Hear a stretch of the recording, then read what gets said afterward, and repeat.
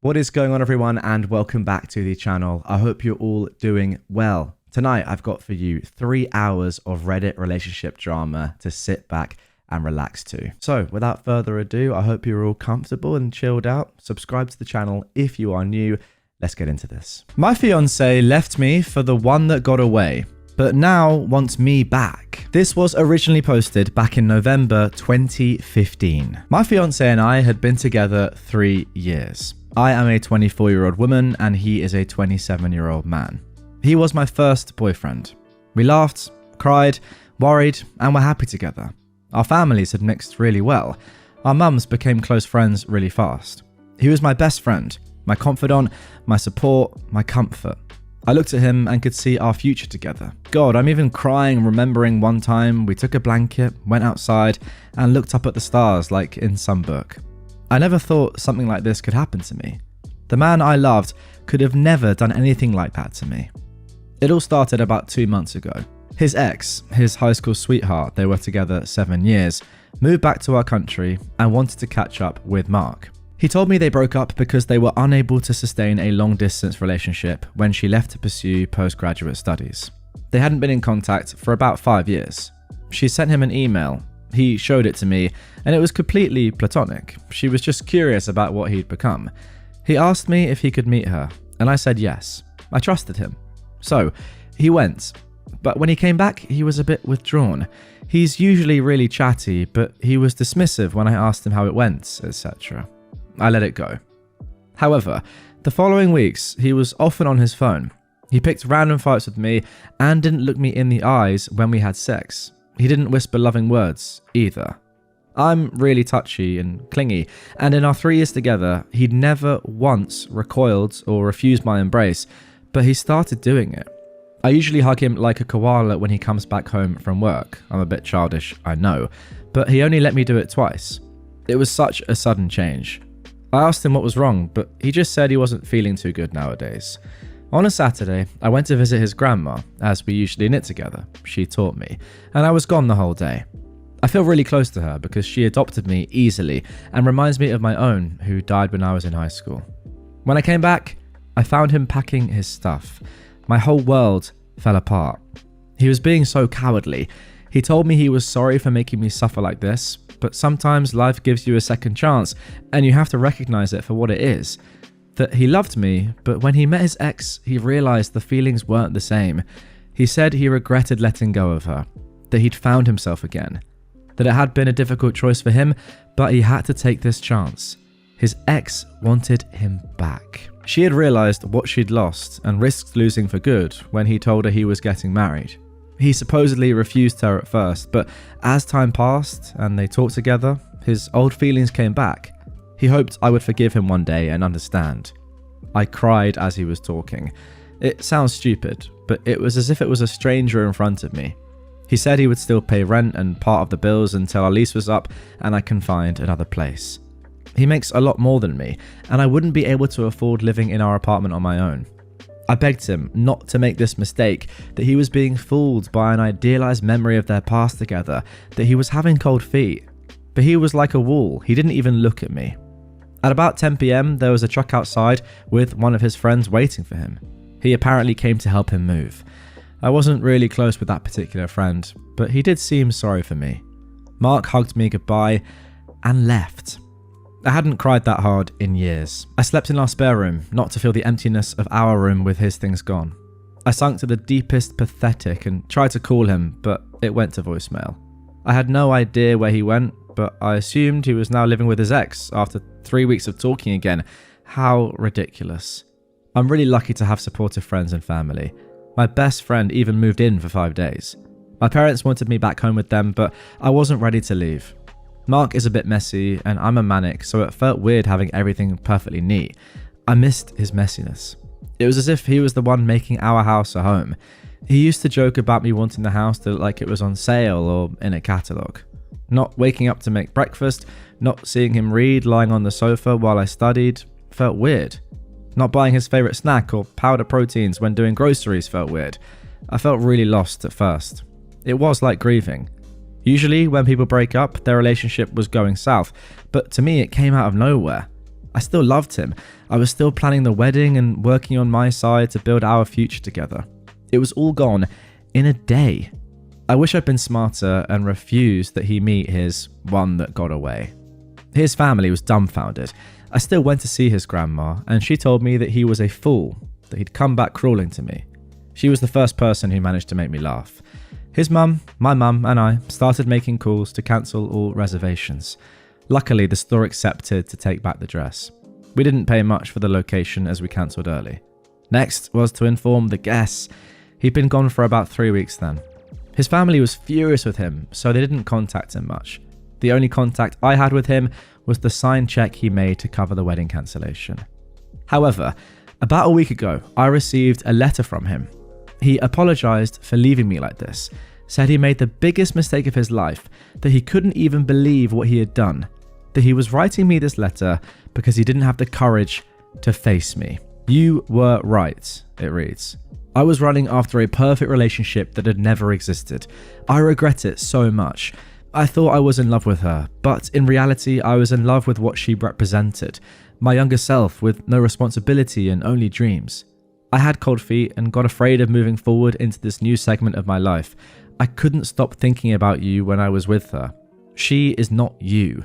She doesn't know me or love me like you. She doesn't smell like you. I missed hearing you sing randomly throughout the day. I missed having someone nagging me to pick up my stuff. I missed planning Halloween parties for the kids with you. At the time I'm writing this letter, we would have probably been decoration shopping had I not been a fool. Everyone told me, but I was being a blind fool. I would do anything to go back in the past and slap some sense into myself. I would do anything for you to forgive me. I know we've already started cancelling everything, but I'm ready to pay for everything myself.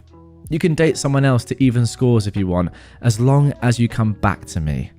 How about that for a final line? Wow. I would write out the whole letter, OP continues now, but I'm on my iPad and it's tiring. I just said the important parts. He kept on with the apologies and begging me to forgive him.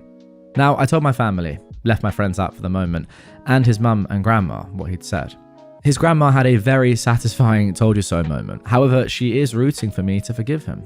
His mum was supposed to send a formal letter to guests to tell them the wedding was off, but now she's waiting for my answer. I don't know what to do. I love him with all my heart, but what he did to me, I don't know if I can get over it. He made me feel worthless. He threw me away as if I was no one to him after 3 years. He gave up on us for some ghosts from his past when we were at our happiest. If he can leave me when we're doing good, how will we sustain a marriage? Will he leave the moment things get hard? He hurt me so badly and expects me to forgive him. He wants us to meet on Sunday, but I'm not sure I'm willing to. I need some perspective. What would you do in my situation? Wow. Okay, let's jump straight into the comments before we get to the first of 2 updates on this story. Somebody asked, just a thought, how do you know that the old girlfriend didn't call it off, sending him back to pick up the pieces? Definitely don't be second choice. The right people don't need second chances. You deserve much more. OP replied, it's true, I still have no idea where he is currently or if he still lives with her, but honestly, I don't think I should even care to clarify. You guys have let it down really well for me, and I can even see things I hadn't considered with what he did. I want to just answer, please do not contact me again and be done.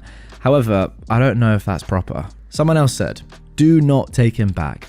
Tell him, sorry, life isn't giving you a second chance at this. Then find someone who will never, ever crush you like that. OP replied, I know this is the smartest thing to do, but I'm having a hard time doing it.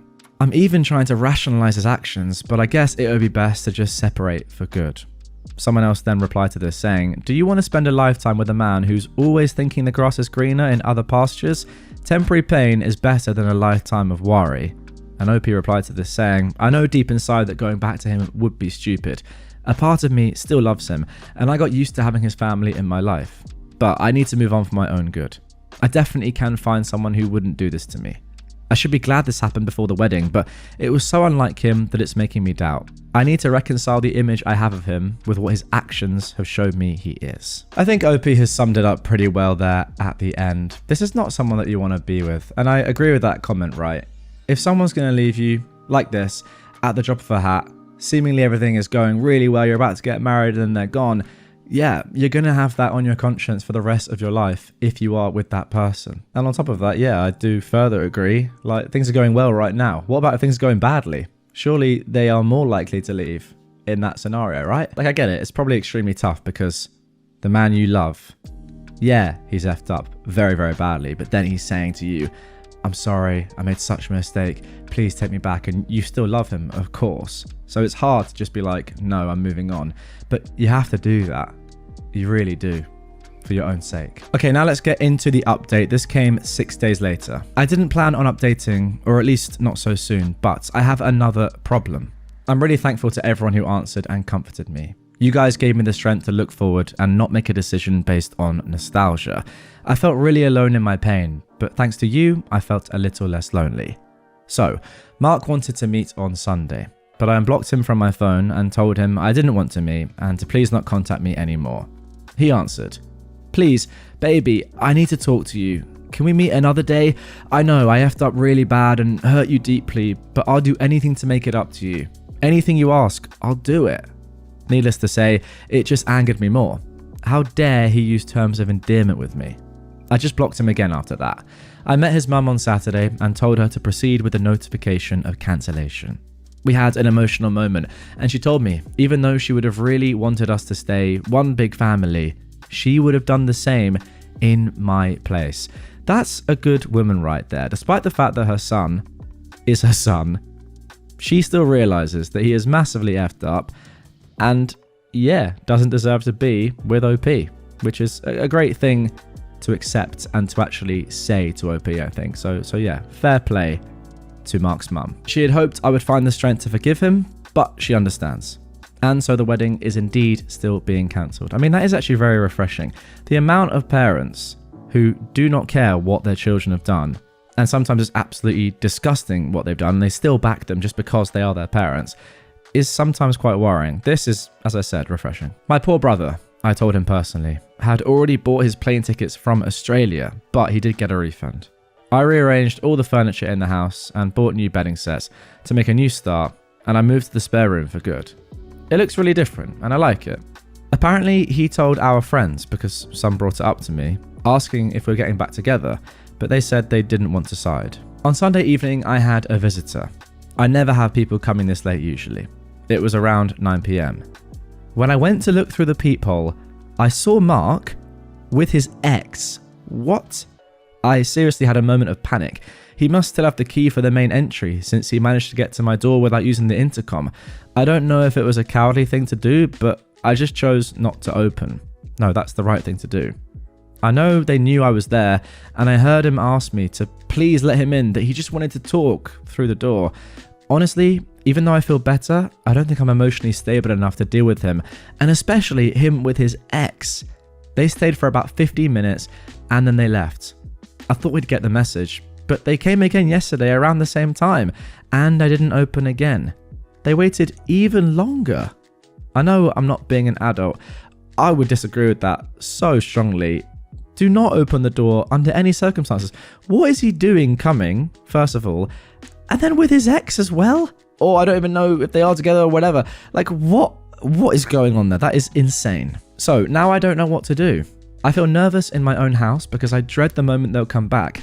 He knows my schedule and he came at the time where I usually come back from my Zumba class. However, yesterday was a holiday, so we didn't have that class.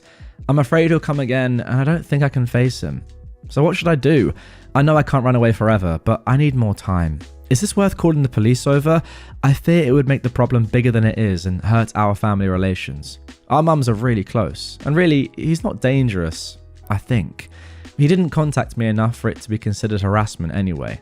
Should I just be a big girl and open the next time he or they come, or do I wait it out? Also, why the heck is he bringing her? I am curious, but I want to stand by my decision. Once again, jumping straight to the comments here. What on earth? Someone said, make use of his family connections. Call his mum. Explain that he has dropped by and that you want him to stop. Tell her that he's come by your place twice already, but you didn't want to talk to him or let him in. Tell her that he is not welcome to come by your home. If there's a third visit, you'll be forced to pursue a restraining order, and you would rather not have to go that road. It's also worth mentioning that he was with the girl when he dropped by. My bet is that he thinks you talking to her will persuade you that there is nothing between them. He likely thinks the reason you won't take him back is because you do not believe that their relationship is over. The reality is that you will never take him back because he shattered the trust. His current relationship status has zero bearing on that shattered trust. Also, move. Start the process of finding a new apartment. If you're locked into a lease, talk with your landlord and explain that you have an ex who keeps coming around even after he's been told not to. Lots of landlords have more than one apartment building and might be able to accommodate you moving into another of their units. My dad owns a few buildings and has done exactly this on more than one occasion. OP replied, I cannot pursue a restraining order on him as it's his house and for the moment he's done nothing illegal. I could talk to his mum, but I doubt he would listen honestly and I don't want to drag her into this business. I can see how he would think it might help, but honestly, just imagining having to sit with them both makes me feel uncomfortable. I would have to look at them and think about what they did to my life and it would just cause me distress. My landlord isn't exactly the friendly type, so I don't know if I can bring personal issues like this as a reason. Most likely he would ask for a meeting with the both of us, and in the best case, it would take about 3 months, as that's the minimum time required to notify our landlord about our desire to end the lease earlier before we can move. I do definitely need to look for a new apartment though. Someone replied to this saying, no, her lunatic son is her business and he's harassing you, and legally you say you can't call the cops on him, so what is your recourse? Let her know that her idiot son keeps being idiotic and she should try to help him out before he goes far enough that you do have legal recourse. OP replied, I mean that he's a grown man and his mum has her own things to attend to. Honestly, she is already taking time to help me cancel the wedding, so I feel bad about asking more from her and I don't want to touch their relationship by involving her in this ex-couple fight. I'll try talking with her, but when he first left, he didn't consider his family's opinion. I guess I'm just worried about having my problems affect other people. Yeah, but your ex is coming to the place you live with the girl that he left you for. That is just disgusting. You have to get people involved. Someone else said, can you stay with your family or a friend for a few weeks until he gives up? Since you said his name is still on the lease, I suspect you can't call the police on him or legally bar him from stopping by, but you can make sure you aren't there to deal with it. You could ask a very trusted, close friend to house sit for you while you stay elsewhere. If he stops by again, they tell him to F off and leave you alone and you won't have to. Don't beat yourself up for not answering. Honestly, I think that's a mature decision given the circumstances. You're recognizing that you just don't have the emotional energy to deal with it right now. P.S. Why the F is he bringing his ex with him? The age-old question. OP replied, I don't want to inconvenience people, so I'll probably go and live with my parents. However, I live close to my workplace, and having to do all that just to avoid him is so upsetting. I looked into the laws concerning harassment where I live, and for the moment, he doesn't qualify. He only came twice to a house that's in his name anyway. I really have no idea why he's bringing his ex. I was so surprised, it makes no sense. It's making me curious, too, and a part of me wants to hear what he has to say, but it would probably not do any good to my resolve. And then finally somebody said, Grandma is wiser than most people on this Reddit combined. Tell her your honest fears and reservations. Let her talk to him for you, then take her advice after all of that. OP said, I really want to talk to her to be honest, but I'm postponing it the most I can. I don't want to face the reality that I'll have to tell her we might not be able to keep our relationship as I'm not returning with her grandson. Wow, I mean, pretty brutal. But again, the one saving grace in this story is that Mark's mum and grandma sound like very sensible people and you're close with them. So yeah, I agree with all of this. Use those family connections. Okay, now there is one more update to this one. This comes 4.5 years later, by the way. A huge jump now to September 2020. So this is going to be the conclusion. My fiancé broke our engagement off when his high school girlfriend moved to our city. They quickly got engaged, married, and had a baby before it had even been a year. Whoa. Okay, we have just jumped straight into that. So that is what happened next. They got engaged, married, and had a baby before it had even been a year. Wow. I was so blindsided and hurt. I don't think I ever really got over my ex, which is why I'm making this post to get some outside insight. And I repeat, this is 4.5 years later now. My ex reached out a few days ago to catch up. He claimed he regretted breaking up with me 2 months after he did, but because his ex-wife was pregnant at the time, he felt he owed it to his son to try and make it work. He said their relationship quickly fell apart when he realized his ex wasn't looking for a life partner, but someone to financially support her. He said the financial issues is what finally led to their divorce. They've been divorced for 6 months and have 2 children together. According to him, his ex regularly tries to get back together with him, but he doesn't want her. He ended up asking me if I was willing to give him a second chance. In some ways, my ex has become my one who got away, and I probably would have jumped at the chance to get back with him a few months ago. However, I've recently been talking to this guy, and while we aren't official or anything, we did go on a date 2 weeks ago, which went really well. I feel like it could progress into something good, and I don't know if my ex is worth losing it over. I'd appreciate any advice on what to do in this situation. What on earth have I just read there? This is like, we're sort of back at square one in a way, like it's cyclical. I just have to sort of understand what I've just read there, genuinely. Because, what?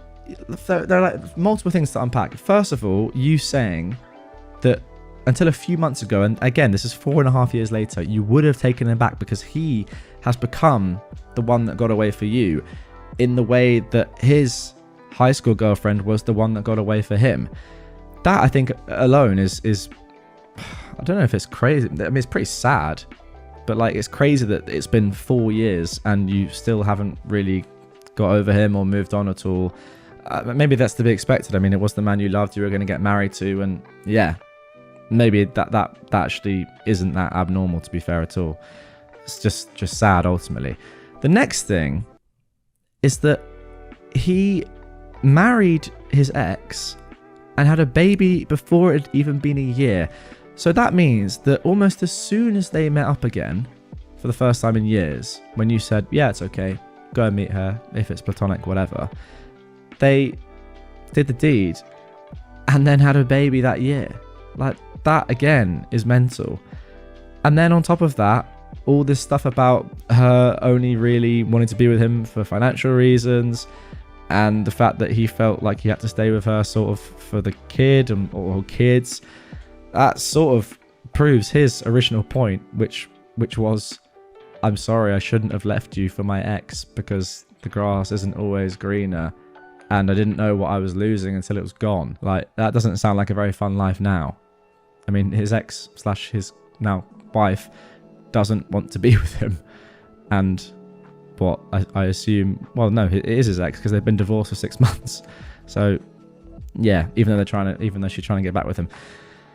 Yeah, I mean, like, it's a weird story, and I feel like for Mark, this is what should have happened to him. He should now have a worse life, and he should learn his lesson that you shouldn't forgo what you have for something else that seems maybe better, but you ultimately have no idea what it's going to be like at all. And yeah, it's not been good.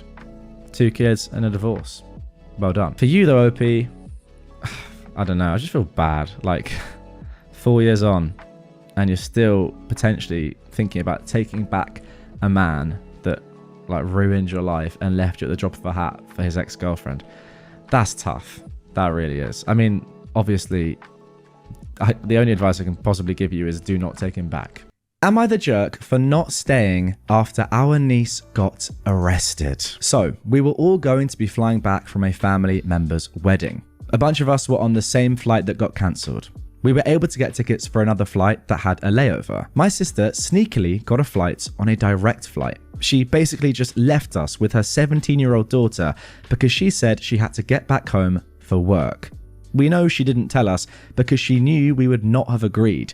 She knows we all think her daughter is a pain in the butt. But anyway, with no other options, we took her with us to the airport, and she was her moody, difficult self the whole time. While we were waiting in the airport during our layover, she got up to supposedly go to the restroom. Well, when she got back, the airport police came up and she got arrested for shoplifting. The police said that since she was 17, she'd be charged as an adult there and transferred to the county jail. They said that she could be out tomorrow, or it could take longer depending on how busy they were. We all had our own places to be and were tired from dealing with travel stuff. Mostly everyone, notably besides me, had younger kids that were also tired and cranky. Nobody wanted to change their flight again and get a hotel for what may be multiple nights so they could stay and wait for her. At this point, to be honest, we were just fed up with her. We talked to the police about it and they said it would be okay if we took our flight. So we relayed the information to my sister over text. She was upset and demanded that someone stay, and we couldn't just abandon her there. By the way, we did check to see, and there were multiple flights my sister could take to get there by tomorrow. She said she couldn't because she had work. We said, so do we.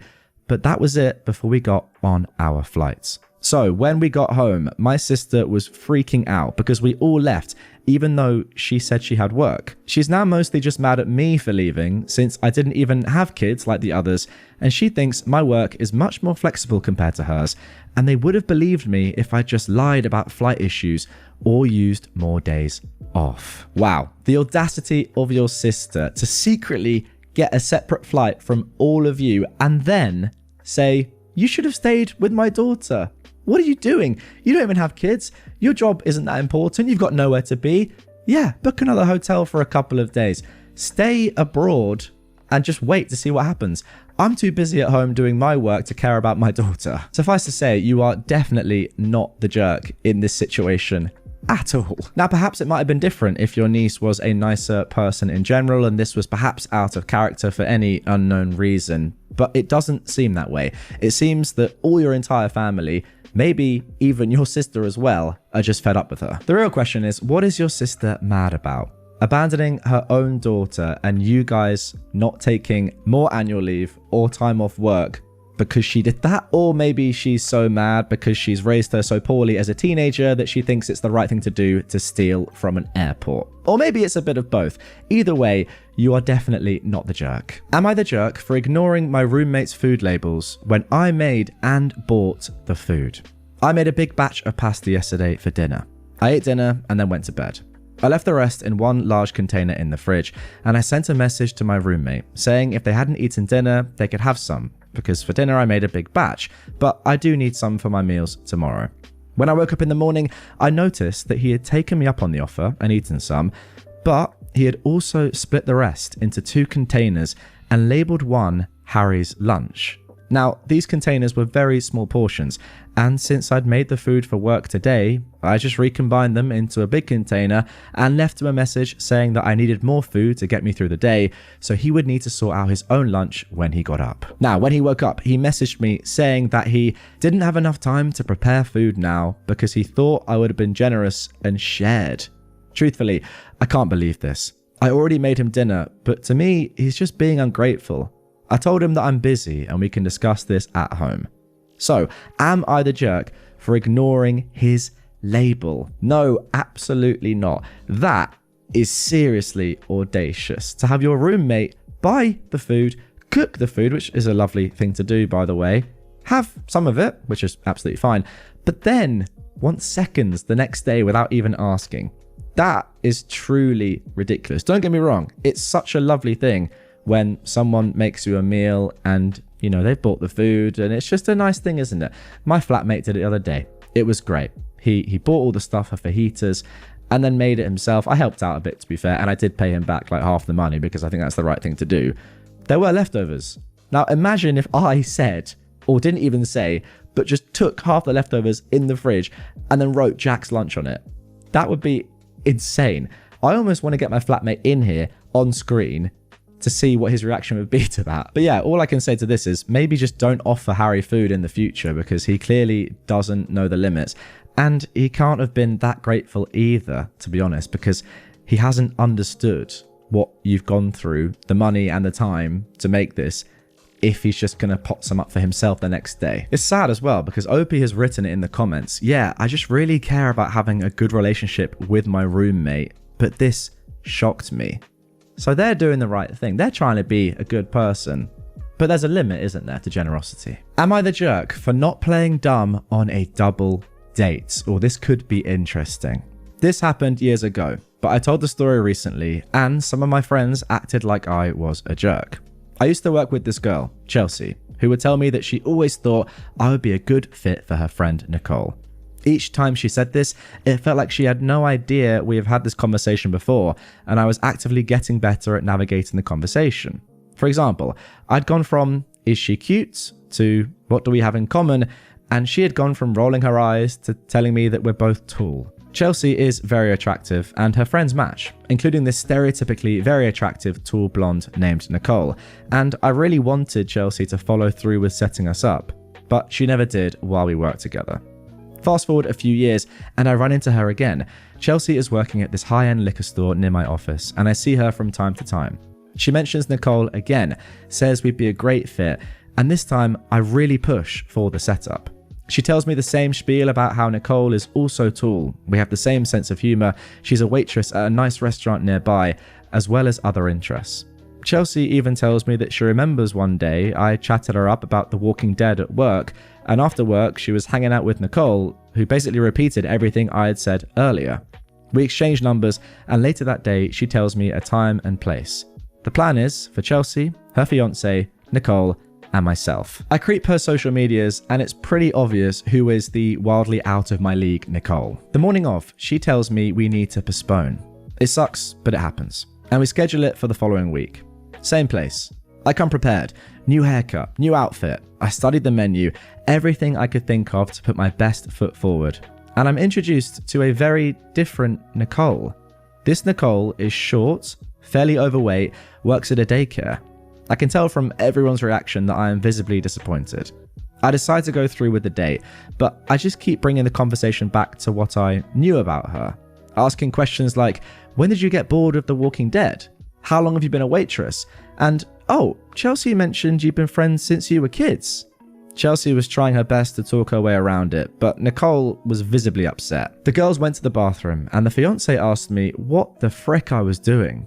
And I told him that Chelsea obviously meant to set me up with someone else. He said she did, but Nicole kept asking to postpone and clearly wasn't interested, so she found someone else more in my league. I gave him a sharp look, and he followed with, okay, she found another Nicole. Okay, very interesting one. I think, to be honest, everyone sort of sucks here, except this new Nicole. Firstly, Chelsea definitely sucks because she has led you on, and it's not nice, is it? Like when you think you're going to meet a certain sort of person, or just in general, when you have expectations and they fall very, very short, and ultimately you have been lied to, OP. I think that's fair to say. So Chelsea shouldn't have done that. She should have been more honest. However, I also think that you were a complete jerk here too. Like when you realized this situation was not the one you expected it to be, you had two choices. Firstly, be super petty about it, like you were, and ultimately hurt Nicole's feelings, this new Nicole, by the way. Or secondly, you could have just gone along with it, had a nice meal, couple of drinks, met someone new, and just been a nice guy about it overall. You know, just because this person wasn't the person you thought they were going to be, it doesn't mean that you have to just be outright mean when you know that this isn't the same Nicole that you thought it was going to be. That's just you doing that in spite. And I get why you did it, I really do, but really that wasn't the right idea. You should have had a go at Chelsea afterwards when this new Nicole wasn't there. Because ultimately, this new Nicole has just come in, hoping for a really nice date, set up by her friend, and she's just been blindsided by the fact that, really, she was supposed to be somebody else. But how was she to know that? You also weren't very nice by saying this Nicole is short, fairly overweight, etc., works at a daycare. Like, that's just very patronizing and just not nice, arguably mean, to be honest. And also, I've got to say as well that your friend, Chelsea's fiance, was also pretty mean, saying that Chelsea found someone, quote, more in your league. I mean, that is brutal. So yeah, I think everyone sucks here, apart from the new Nicole, who I feel quite bad for, really. Am I the jerk for fixing my daughter's car when her boyfriend said he'd handle it? My daughter, who is 21, and I have always been pretty close. She moved in with her boyfriend a couple of months ago. It was a little tough seeing her move out, but I know she's an adult and building her own life. She drives an old Corolla with a lot of miles on it. A couple of weeks ago, she mentioned the steering wheel had started shaking when she got up to highway speeds, and sometimes the front end would shudder when she braked. She told me her boyfriend said he would take care of it. Another week went by, and it still hadn't been looked at. Last weekend, she came by my place and said it was getting worse and it was starting to make her nervous to drive. Yeah, this isn't safe and this needs to be sorted immediately. So I took it for a quick drive, and sure enough, the wheel was shaking pretty good at around 60 miles per hour, and it shuddered when I hit the brakes. I pulled the front wheels off in the driveway, and it was pretty obvious the front brake rotors were warped and the brake pads were worn unevenly. I ran to the parts store, grabbed new rotors and pads, and I swapped them out that afternoon. It took a couple of hours, and after that, the car drove smoothly again. My daughter was really happy and thanked me a bunch. To me, it wasn't a big deal. I've worked on cars most of my life, and she is my kid. A few days later, she and her boyfriend came over for dinner. At one point, he pulled me aside and told me I shouldn't have fixed the car. He said it was his responsibility as her boyfriend to handle that kind of thing, and that by doing it myself, I stepped on his toes. I told him I wasn't trying to prove anything. The car was getting worse, and I just fixed it while she was there. Since then, he's been pretty short with me, and the vibe has been a little weird. My daughter says he feels like I undermined him. From my point of view, she's still my daughter, and if something on her car is unsafe and I can fix it in an afternoon, I'm going to. Okay, I'm getting some serious red flags here concerning your daughter's boyfriend. He is more concerned about how he looks rather than his girlfriend's safety. As I mentioned earlier, this is extremely dangerous. If the wheel is shuddering at 60 miles an hour and the front feels like it's gonna fall off, like, you're gonna have a crash at some point soon unless this is fixed. So yeah, you did, OP, what anyone would do, any parent would do in the situation. Get it sorted as quickly as possible. It doesn't matter if the President of the United States said, don't worry, I'm going to fix it in a couple of days. Now, that's unlikely to happen, but you never know. You did what you had to do, and that was obviously the right thing. He probably just feels bad, the boyfriend that is, because he didn't do it, and now feels guilty that he should have done it. But you weren't undermining him at all. You were making sure your daughter didn't die the next time she went on a motorway. Also, I put myself in this position, and I would feel guilty that I didn't do this first and my daughter's parent had to do it. But then I'd be like, actually, you know what? They did the right thing there. I should have acted quicker, or I would have just been thankful, right? Because you are potentially saving my girlfriend's life, or at the very least putting her in a much safer situation when she drives her car. You wouldn't be like, oh, you've undermined me. I was going to do that. Yeah, but you didn't do it, and she would have kept driving that car in the meantime, putting her life in danger. Obviously, OP is not the jerk here, but OP's daughter's boyfriend definitely is. And now for our final Am I the Jerk post of this episode. Am I the jerk for losing my cool and yelling at my influencer, in irony quotes, sister-in-law over her constant filming and lack of respect for my daughter's boundaries? I have a 13-year-old daughter. My sister-in-law has two boys, 8 and 11, who are deep into the Canadian hockey, baseball, travel tournament lifestyle. She is a stay-at-home mum and went down the Insta/TikTok family lifestyle influencer rabbit hole. Over the last year, she's leaned hard into the hockey mum thing by posting hotel reviews, game pics, and travel tips. She wants to turn her page into a full family brand. There are a lot of irony quotes going on here, by the way. When her boys were younger, she used to say she wished she had a daughter to do girly things with. I included her in a few things with my daughter Sarah, like picking out her first communion dress. Back then, she was sweet, supportive, and genuinely the cool aunt. Lately, every family thing has become content. She films everything, stages candid moments, narrates like she's vlogging. At Christmas, she tried to dictate the whole day. Gifts, crafts, movies all became scripted. The older cousins hid in the basement to escape being filmed. Sarah later told me she hated being recorded and didn't want to be on my sister-in-law's pages. Apparently, my sister-in-law kept pestering her to braid hair, decorate cookies, etc. for content. Sarah didn't know how to shut it down, so she made herself as un-influencer friendly as possible, with eye rolls, nose picking, etc. Kind of ironic because I would much rather watch someone do that, just not want to be in any content at all. That would amuse me than someone that was like super into it. That would just be really funny to watch. Last weekend, we went out for my mum's 70th. My sister-in-law immediately started filming again, making the whole dinner awkward, until her partner, my brother, snapped at her to stop. During dinner, Sarah mentioned she was going dress shopping for her grade 8 grad. My sister-in-law lit up and started pushing to come so she could expand her brand into full family content. I ignored her to discuss after dinner and in private, but she kept pushing. In the parking lot, she asked again for the time and place. I snapped. I told her my daughter is not her prop, not her girl substitute, and she does not have permission to film or post her.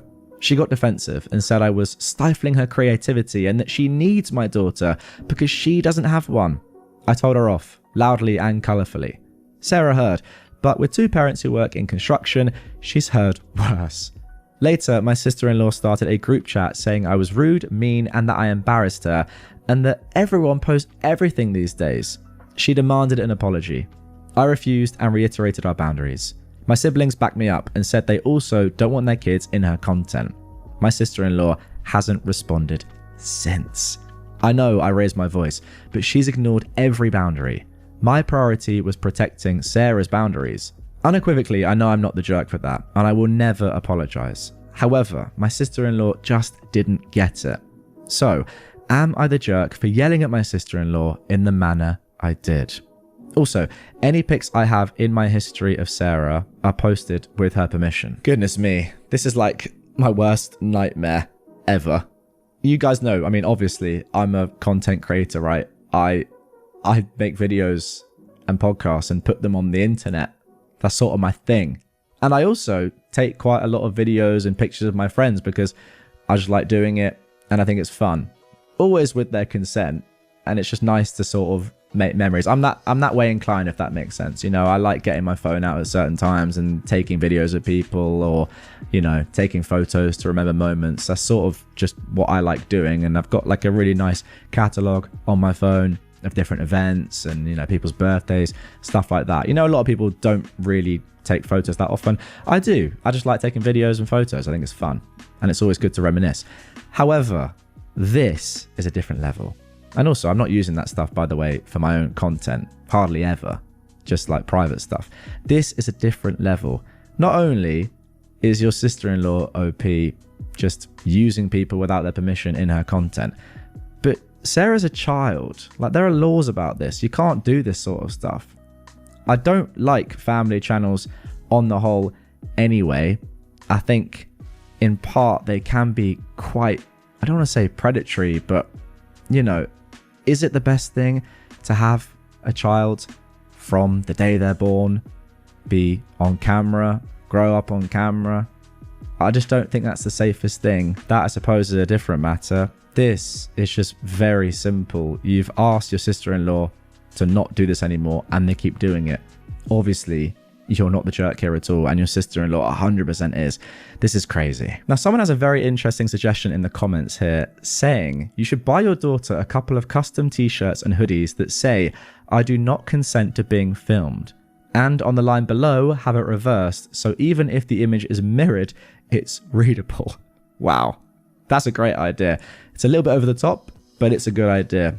Maybe we've got to that extent now, where a couple of messages, some firm words, shouting isn't going to do it. You're going to have to go the extra mile. And your daughter picking her nose in the videos might not be enough. Sell me your YouTube channel for my son. You don't deserve it. Now, thankfully, those words weren't said to me, but they were said to this unlucky YouTuber. This is entitlement at its very best. A couple of years ago, my YouTube channel had reached 96,000 subscribers. I hadn't been uploading much because my mum had been killed. Oh man. I still don't upload much as I can't get past what happened.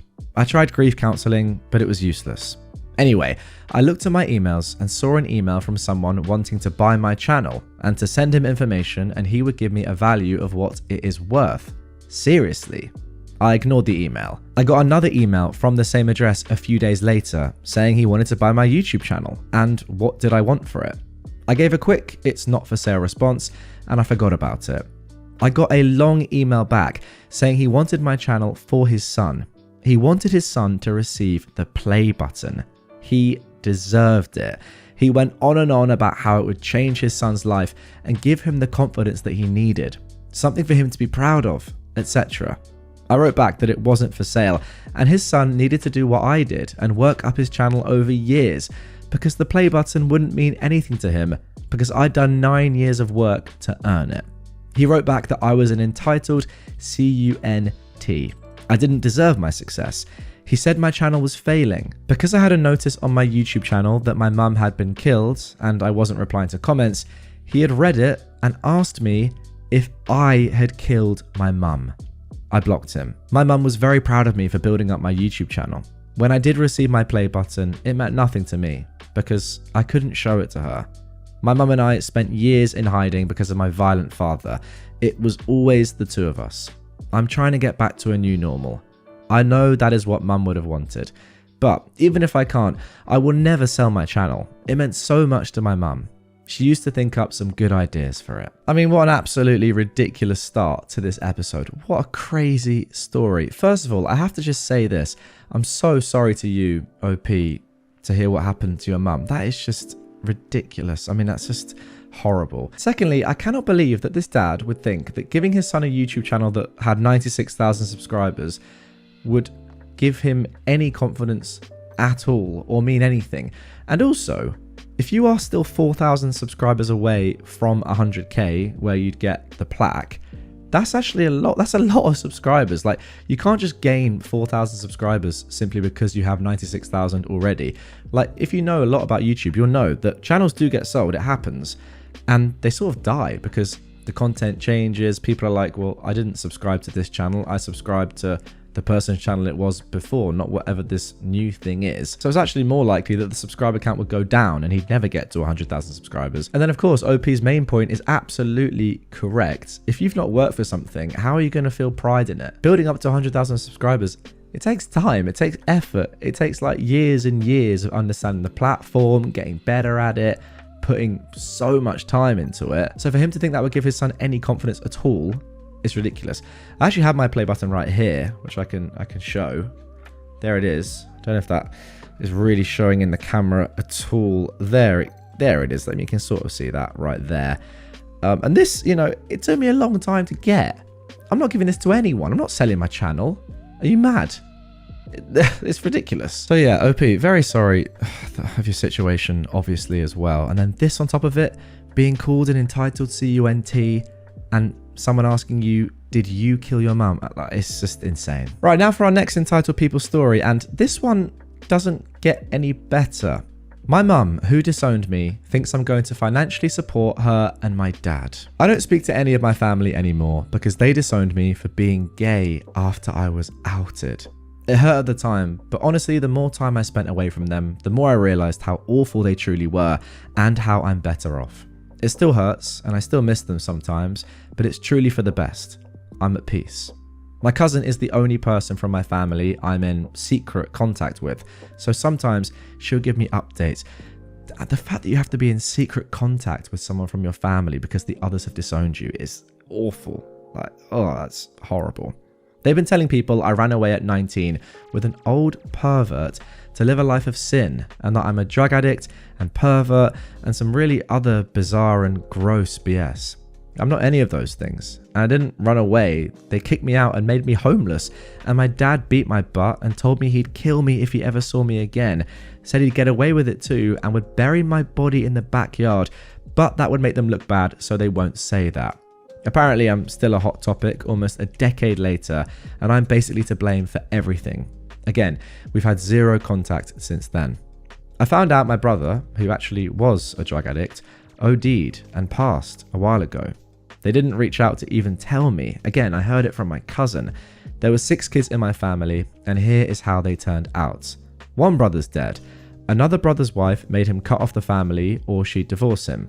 One's in prison who SA'd a minor, and one of my sisters has an OnlyFans and is currently pregnant with our older sister's husband. Older sister was arrested for trying to run him over. Lol, honestly, I'm not mad at it. It's a mess, and the family is in shambles. I will say, as far as offspring go, I don't think your parents have done very well there, apart from you, and maybe your older sister as well. What is that? Sorry, like, what are those kids? 4 of them are completely effed. My mum has apparently been telling her sister, my cousin's mum, that she is ready to forgive me and wants my social media savvy cousins to track me down. She said she is convinced that I can change and get better under her guidance as a mother. And all that, he can repent and God will forgive him BS. When my aunt asked if she thought I'd be receptive, my mum was confused. She thought I'd be grateful that she had finally decided that she was open to forgiveness, as long as I put in the work, of course. Oh, and my dad wants to retire soon, and they're expecting me to financially support them because that's a son's job. Of course. Again, my great crime that hurt my mother so deeply that I must work to gain her forgiveness for is being gay. They called me a pervert and implied I was dangerous to children, but then my brother, who is a victim who was seduced by a little Jezebel. So, I'm evil and disgusting because I like men, but my father threatening to kill me makes him a respectable and godly man. Girl, bye. Couldn't have said it better myself. I mean, seriously, what a family. I've read a lot of stories from Reddit, and I've come across some very entitled, but also just crazy families. These kids, I think you're better off without them. I know it was probably a shockingly terrible, traumatic experience being brought up by these guys, but yeah, you are so much better off without them, and I hope that you've had a more pleasant decade with nothing to do with them. Moved to Puerto Rico and now getting bombarded with requests to visit from people we barely associate with. The title pretty much says it all. We moved from Ohio to beautiful Puerto Rico a couple of years ago. Is this Logan Paul? No. We post a lot of photos of the gorgeous beaches, the mountain views from our home, how great the food is, etc. We keep getting asked by people we barely know if they can come and visit and stay with us, so it's a cheap vacation for them. It's incredibly annoying, and I always feel like a jerk when I make up an excuse as to why we can't host them, when in reality we're private people who don't want our lives uprooted for a week or two playing host. The most recent one is a cousin and his wife. I've only spoken to my cousin around 3 times in the last 20 years, and only at funerals for family members. I've met his wife briefly at 2 of those funerals. We're not even Facebook friends. A few months ago, he awkwardly called me and asked if him and his wife could stay at our place on a vacation in Puerto Rico.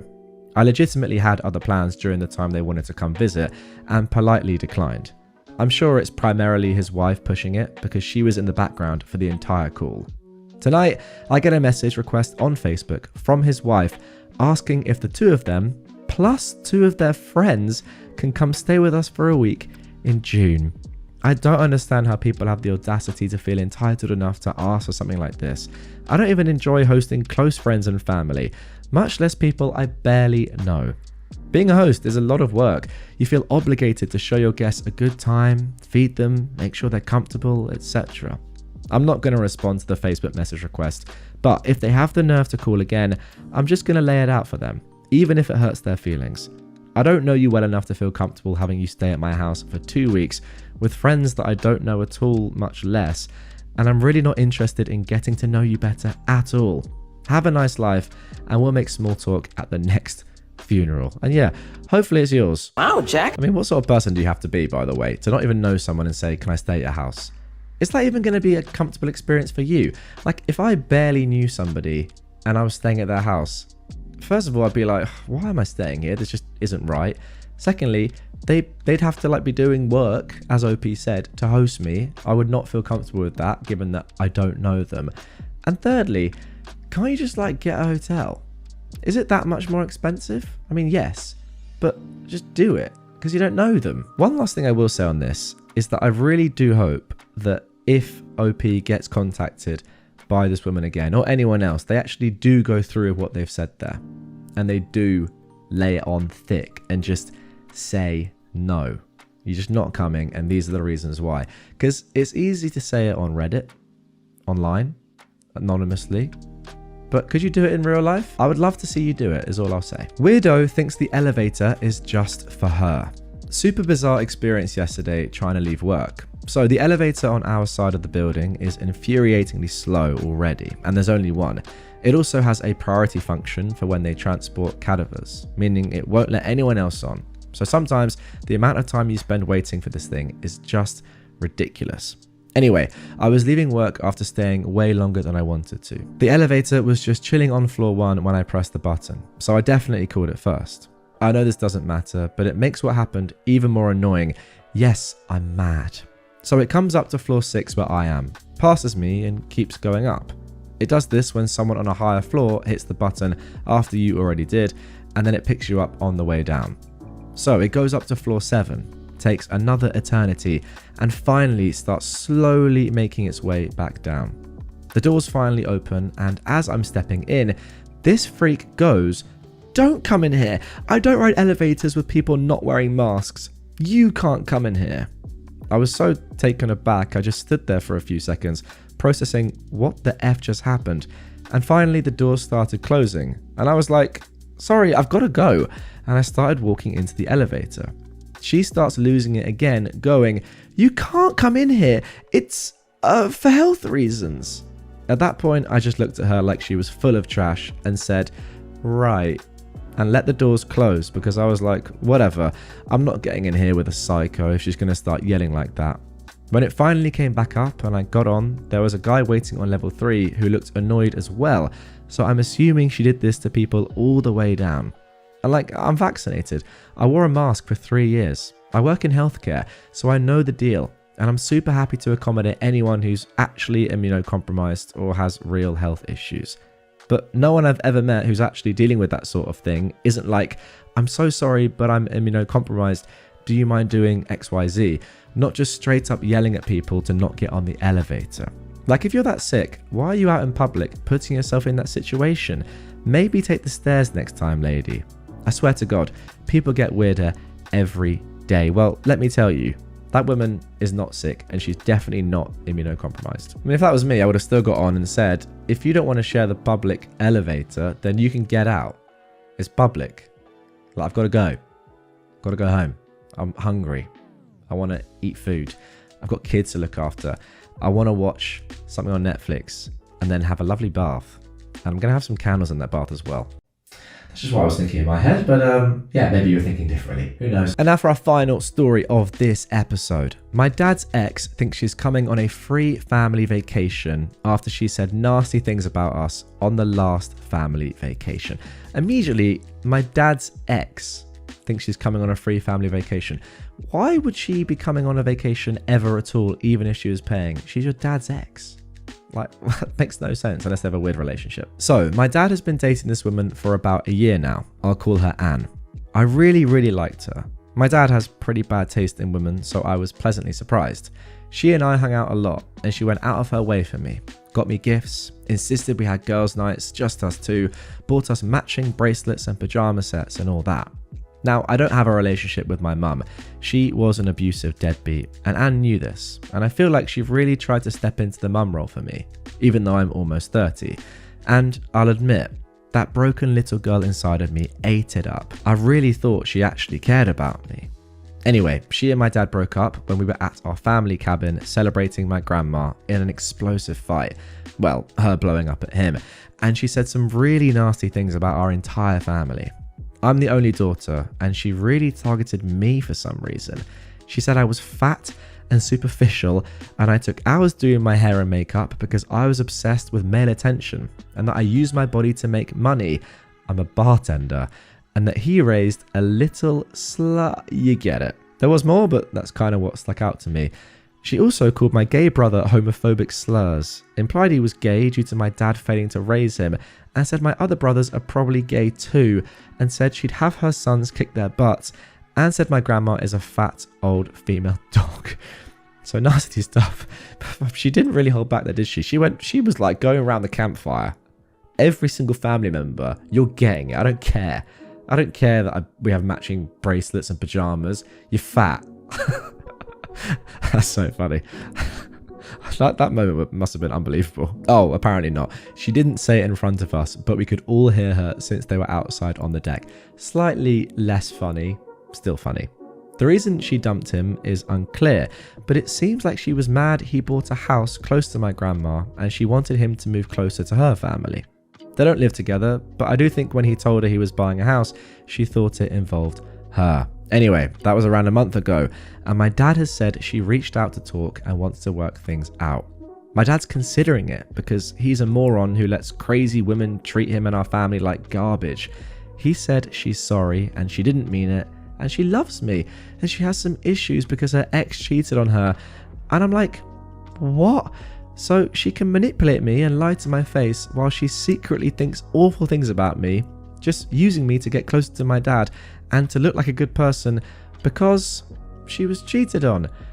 Okay, yeah, I definitely still love somebody that I call fat and just abuse. You just don't do that to somebody that you love. I'm really sorry because I abused you so much. It just doesn't make any sense. Now, here is why she is entitled. My brothers, aunt and uncle and I booked a family cruise for our dad's birthday. So it will be my brothers and cousins and our partners, grandma and my uncle and aunt and their partners. And of course, dad, and at the time, her as well. We paid for it all. And again, I'm not rolling in cash myself, but we thought it would be a nice gift because my dad loves cruises and grandma is fading away. And she's also never left the country before, and my dad adores her. We paid for the cabin that Anne and my dad would stay in, and both of their plane tickets. And Miss Anne thinks she's still coming. She was shocked to hear that her plane ticket was cancelled. My dad wants us to reconsider, and we've told him that if he thinks she's coming, then we will give away his cabin, and he can either stay home or book another cruise, because this one's sold out already, I'm pretty sure. At least the room's in his price range. So Anne never apologised to us, said nasty things about us, and thinks she's coming on a free cruise that we paid for. And she's so upset because she already bought a bunch of swimsuits and whatever. Sorry, Anne. I didn't want to subject you to my fat body in a bikini while I'm on the beach. It's better if you stay home. Wow. Really enjoyed that one, gonna be honest. I know it's like, obviously horrible what Anne said, but I just found it really funny. Probably because I'm not involved, but also just funny. I mean, let's be honest, she's probably not interested in your dad or you guys at all. She just wants a free cruise. And she's like, well, if I just apologize, I can have a free cruise. I'll just like dump them off, not even talk to them, and just enjoy it myself. That's probably what she's thinking. It's not going to work. Your dad, by the way, like, what an idiot. How can you be a dad and like someone of age, you know, and still do stuff like this and not have any common sense or like realize what's going on and see your kids get abused by a woman and then be like, actually, no, she's sorry, I want her back now. What sort of dad is that? What sort of man is that? Not a man, in my opinion. Am I the jerk for cancelling my best friend's birthday party that I planned after she invited my bully? Anna has been my best friend since high school, and we've always been close. I'm organised and very good at planning, so I always enjoy planning stuff for us, and that includes her birthday parties. This year, she turned 25, and we agreed to organise a big party at my house. I spent $300 and 2 weeks prepping. I invited 20 mutual friends, which is usually the amount of people we'd have around. I was with Anna when I overheard her talking to Jess about the party. I found out she's invited Jess. Jess was my school bully. She and her friends never liked me, and I never liked the fact that Anna was my best friend talking to Jess. They aren't really too close, so I overlooked. Anna knows that Jess and her friends don't like me. She knew about it all, and at some point, Jess has asked her why she's still friends with me. I was mad about this invitation, and I told her I haven't seen Jess in years and I don't want to. Anna insisted that Jess has changed and she'll like me now since she's not so close with her crew anymore. I thought about it, and I imagined seeing Jess again in the same room. All that didn't sit well with me, no matter how much she's changed. I just said no, and I told her that if Jess comes to the party, it's off. She said I was being dramatic and said she'll tell Jess not to come. But 2 days later, I looked into the group chat and Anna added Jess and posted, "Can't wait for Saturday at OP's house." I confronted Anna. She said I shouldn't worry. She's making sure she resolves everything between me and Jess. But I said no, and I don't want to. I cancelled the party and I told everyone it's off. I refunded what I could and I packed up the decorations. Anna called me selfish for ruining her party and not wanting to reconcile with Jess, her other friend. Now she sees me as a bad friend. Everyone thinks seeing Jess to talk about the old times was best and that Anna was trying to help me heal. The thing is, I don't want to heal, I just want to forget. So am I the jerk for cancelling? Okay, very interesting one to start. For me, you're definitely not the jerk here. You're actually doing an amazing thing, to be fair. Like, really generous by hosting this, putting loads of money into it. I mean, if you've got your house, right, and it's not even your own party, and you're giving it up for your friend's birthday, and we all know that house parties can be inherently quite risky. Like, there will be at least some mess, which you'll have to clean up.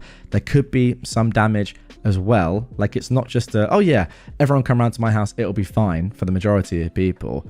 then that's a big commitment. So you are well within your rights to cancel at any moment, by the way, if you don't feel comfortable. Now let's get into the actual content here. Jess, being your school bully, she has no place in your house.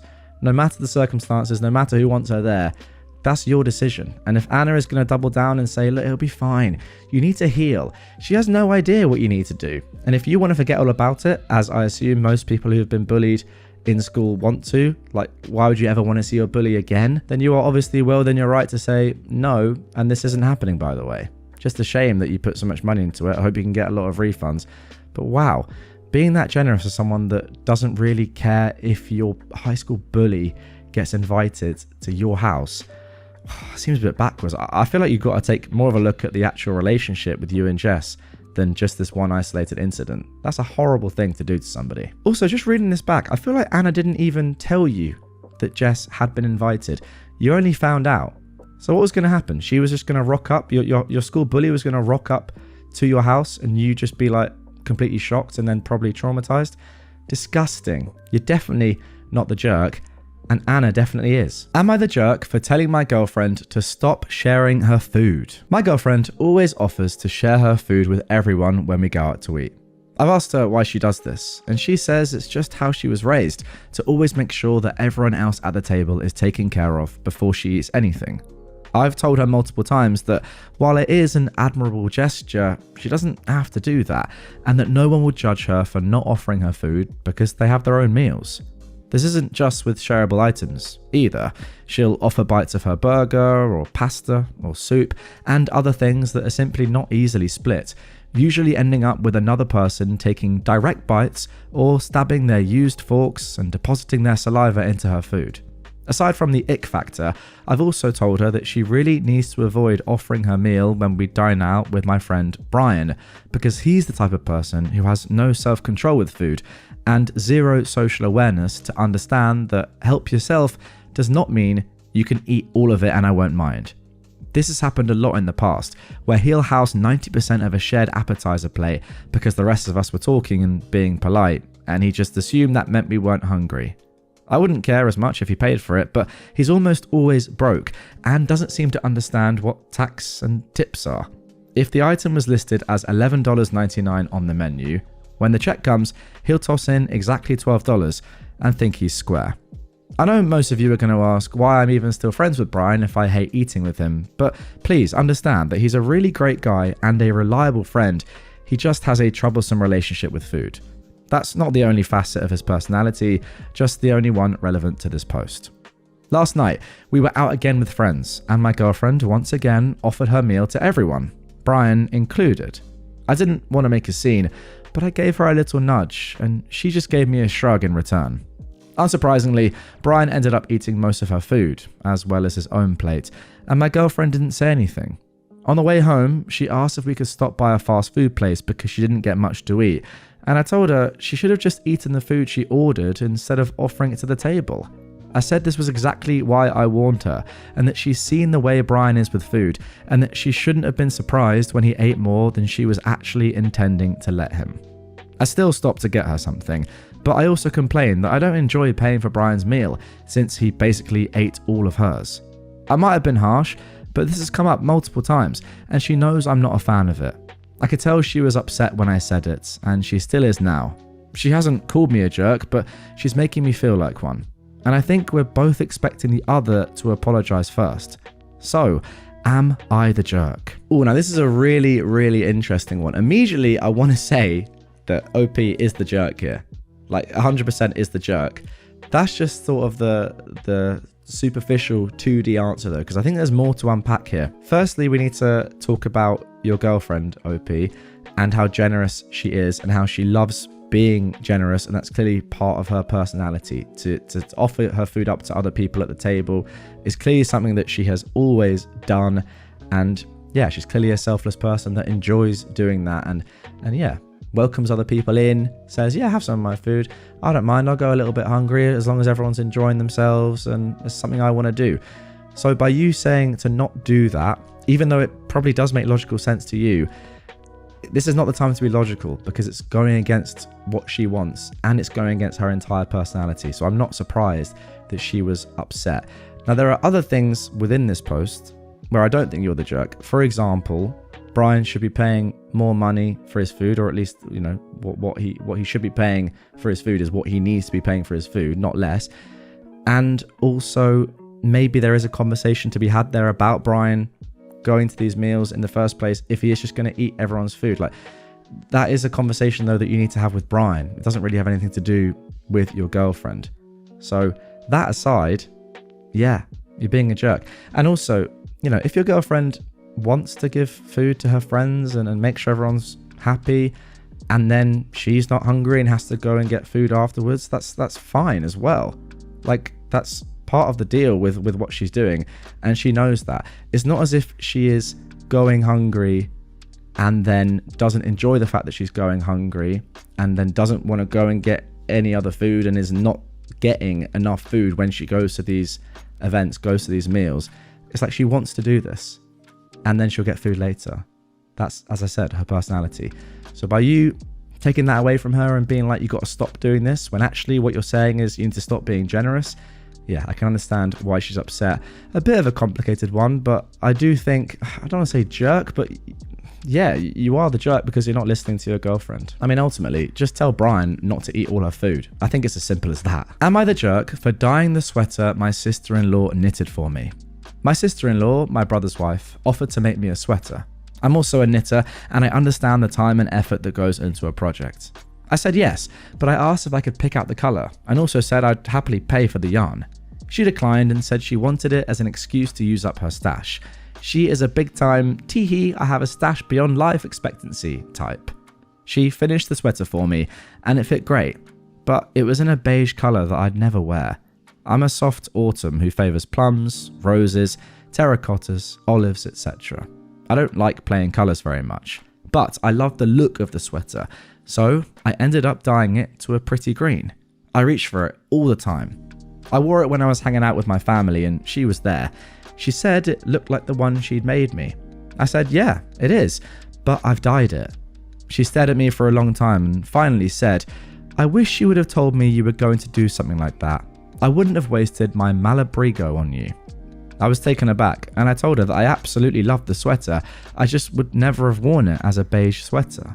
She got the sour lemon look on her face and said she'd keep in mind to never knit anything for me ever again. She got up, left the room, and I didn't talk to her for the rest of the night. I live in a different city than my family, so I probably won't see her again for a while. She has every right to not knit for me again, but was dyeing that sweater really that big of a deal? I thought it would be better for me to dye the colour I would wear than for me to never wear it. So am I the jerk? Oh, okay, tricky one. Very, very tricky one, because I put myself in your sister-in-law's position. First of all, OP. I make someone a nice thing, and when I see it the next time, it's different. They've altered it, so it's not the exact same piece as the one I made for them.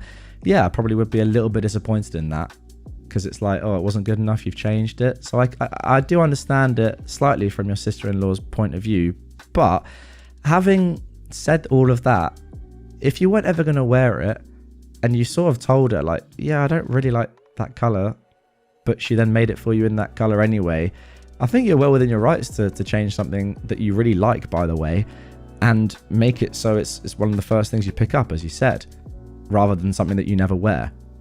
Also, she has said that it was like her throwaway stuff, right? Or like she needs to get through this type of yarn. It's not as if she has chosen this particular colour for you. It's more of a, I'm going to make this in this yarn because this is what I've got left, rather than I'm doing this for you. So I sort of get it from your sister-in-law's perspective, but you are definitely not the jerk here. And also, it's not as if you've like ripped it up or completely changed it or like dismantled it and you're using the yarn for yourself. You've just changed the colour. There's nothing crazy. Am I the jerk for causing a scene at my boyfriend's work? So, I, a 22-year-old woman, and my boyfriend, who is 23, were going for a dinner in a restaurant that he works at as a pastry chef. I ordered a Caesar tortilla, and after 45 minutes of waiting, I received a Caesar salad. I said to him, that's not what I've ordered, and he told me to wait and that he'll go to the kitchen himself and make me a tortilla. After a few minutes, he came back with the plate. It was just the previously made salad stuffed in the tortilla. The crispy breadcrumbs from the salad were inside. I told him I'm not going to eat that because that's not what I ordered. He told me that it's basically the same thing and that I should just eat it. But it's not the same thing. I especially wanted the tortilla because of the crispy bacon and the cheese that melts inside. But in the salad, there are just thin slices that I don't even like the taste of. He told me that the kitchen will close soon. When I ordered, it was 9 p.m, kitchen closes at 11 and the restaurant at 12, and that I should just eat it because I was complaining for the last 3 to 4 hours that I'm starving. I told him that this is not the point. We can just go somewhere else to eat. He ended up telling his colleague, the waitress, to take it off the bill, and we went to a fast food place to eat. He ended up being mad because I caused the scene and made him ashamed in front of his colleagues. Mind you, I'm the quiet type, so I've just told him that I won't eat that, and then he talked to his colleague. So am I the jerk for not just eating something that I didn't order? Also, more context. It went down like this. I told the waitress, "Excuse me, but I've ordered the tortilla." She seemed annoyed but said, "Oh, okay, well, we'll make it." My boyfriend then told me to wait and went down there to make a tortilla. When he came back with the dish, I told him I don't want to eat the salad stuffed in the tortilla and that it's not important anymore. We can just go anywhere else to eat. I said this in a normal tone. I really wasn't mad, just hungry. He told me, "Just eat it." I refused, and then he called the waitress and told her to take it off the bill. We left and I ate somewhere else. He told me that I've embarrassed him because him telling his colleague to take it off the bill is, quote, causing a scene. And that's the whole story. He'd been working there for a few months and he got the job because my dad's good friend is the co-owner. Okay, you are definitely not the jerk here at all. What is your boyfriend doing, by the way? Like, it's just a bit strange. Even like him going down to the kitchen and making you a meal when he's with you. That's a little bit weird. I get that he didn't want to do that, but then it's the restaurant's fault that they gave you the wrong meal and that it took 45 minutes. So, like, what are you supposed to do with that? And then you can't just get, like, the remnants of your food repackaged and him be like, "Yeah, look, it's fine, eat it." Yeah, you could eat it, but you didn't order it. It's not what you wanted. It's not what you're going to pay for. And you're not making a scene. He was the one that made the scene. Ultimately, your boyfriend should have said to the waitress, "Look, this isn't what my girlfriend ordered. Can we have what we actually ordered, please?"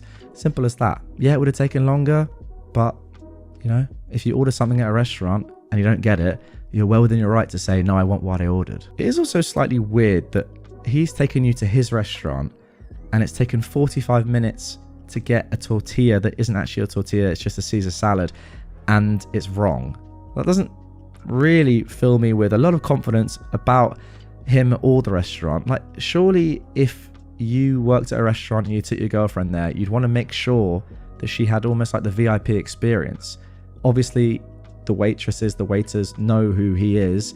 You'd expect them to sort of be like, "Oh yeah, we'll make it as good as possible and it'll be quick, etc." Like, you know, you'd be pushed to the front of the line and have a good experience, but that didn't happen at all. Yeah, interesting about the restaurant, but also your boyfriend as a whole. Just slightly strange. Am I the jerk for abusing the bus stop chain so I don't miss my stop? I take a bus connection route on my way to work every morning. The public transport in my city in Southern California is not great, but I'm lucky that this bus route works for me. It's been a few months since I started taking this route, and there's so many things I find annoying. Unlike buses I've taken before and the underground trains, buses don't announce the next stops outside of main stops. Second, buses don't stop at those other stops and will skip over unless someone pulls the chain for it to stop. I've even asked the bus drivers to help guide me, but most don't seem to like their job and are of no help really. I try to find ways to ensure I get to my stop without issues. I use Google Maps, the official tracking app, as well as the actual map of the bus route, but online only always shows me when I've already skipped my stop. And it's frustrating. There's no announcements or any main stops I can put a mental pin on my stop with, and the bus doesn't stop. I even try to check my surroundings, but I take the bus early every morning at 5:50 a.m. and it's still relatively dark outside. It's frustrating. So, lately, when I have a fair idea that I am near, I track the minutes and the seconds, I pull the chain. Most of the time, the bus is forced to stop for like 5 seconds before resuming again, and I can generally tell the next stop is mine. I don't like doing this, but if I don't, I always miss it, and I have to walk 20 minutes to work when it would take me less than 3. Yesterday it happened again, and the bus driver called me out and was clearly annoyed with me. I apologized briefly, but I still don't know what the solution is. Okay, a lot to unpack on this one. My first point is that I don't really understand how you can't know where you are on a bus route that you take most days, right? I get it's dark in the morning, but if you're getting, it's not like you've not got this bus route before. Surely you know where you are, or you can work out where you are. I also don't agree with this Google Maps thing, like where it shows you that you're behind where you are. I don't get it. I don't think it's the biggest deal in the world to call the stop before your stop, but to do it consistently every single day, it just shows me that you can't have like a good practice in place for knowing where you are on a bus. Maybe I'm being too cynical there. I don't know exactly how the buses work in this situation. Don't know where this is either. But I mean, the buses in London are pretty similar. They won't stop unless someone's hailed it or you press the bus stop sign or the stopping sign. And I have at times pressed the stop sign before the stop that I want to get off at accidentally, and then realised and then actually not got off. And it is a bit annoying when you press the stop sign, no one gets on, no one gets off. It's not the end of the world though. But yeah, it's just a bit weird that you can't work out where you are on a bus that you get every morning.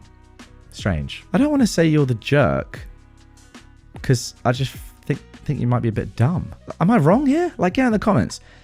Do you get on a bus and not know where you are if you take that bus route to work every day or whatever? Surely you know where you are. Unless the bus has blacked out windows or something, like even if it's dark outside. I don't know. Very, very strange post. Am I the jerk for not warning people that a character in a friend's book was based on me? My best friend, Cass, is an author who has a few books out. There are bits and pieces of me and everyone else she loves in everything she does, but she wrote a character heavily based on me for her most recent book. Personality, appearance, some life events, etc.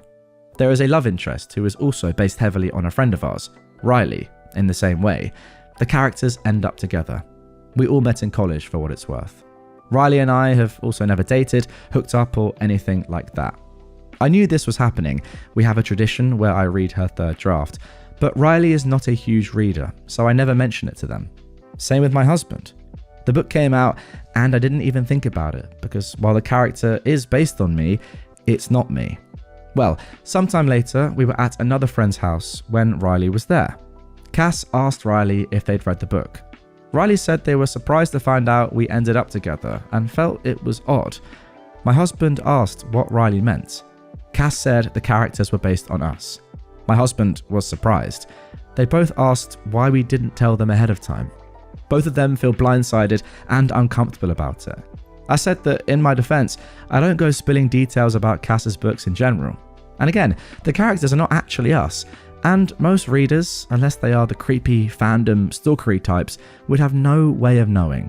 So should I have told them? Yeah, you definitely should have told them. It's not a very nice surprise to be sprung on your husband, is it at all, when you realise that this character in a book is based on your wife and is just getting with another one of your friends. Like, that's just weird anyway. I know it's not actually you and your friend isn't actually them, but it's a bit like, what's going on here? What's the point of this?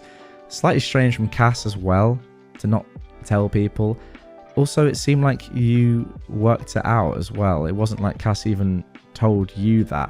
And then the fact that Cass asked Riley if they'd read the book and didn't tell Riley before that they were clearly a character in the book that then got with somebody in the friend group who they're not actually with in real life. That's also extremely peculiar. Yeah, overall, you are the jerk here because you should have said, but Cass is definitely worse. It's just again, kind of bizarre.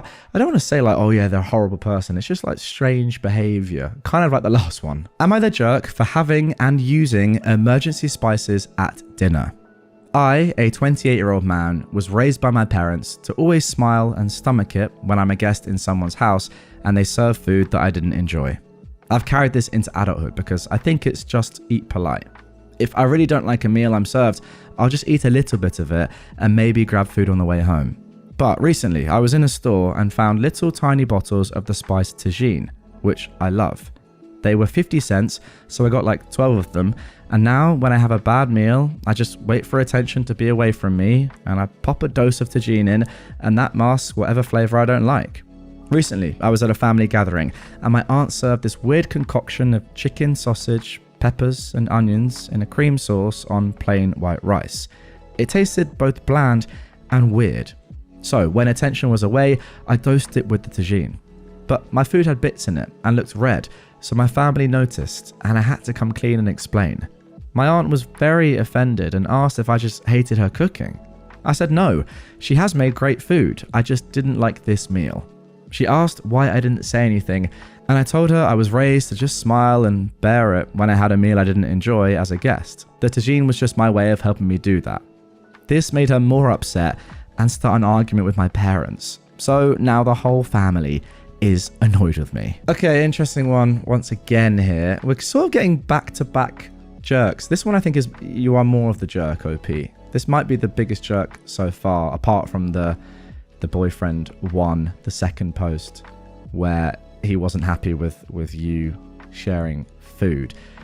I think you are the jerk here, because it's not sort of what you did, it's sort of what you said. I think the fact that you said that you have to use this spice to, I think the quote is bear with the food or bear the food, right?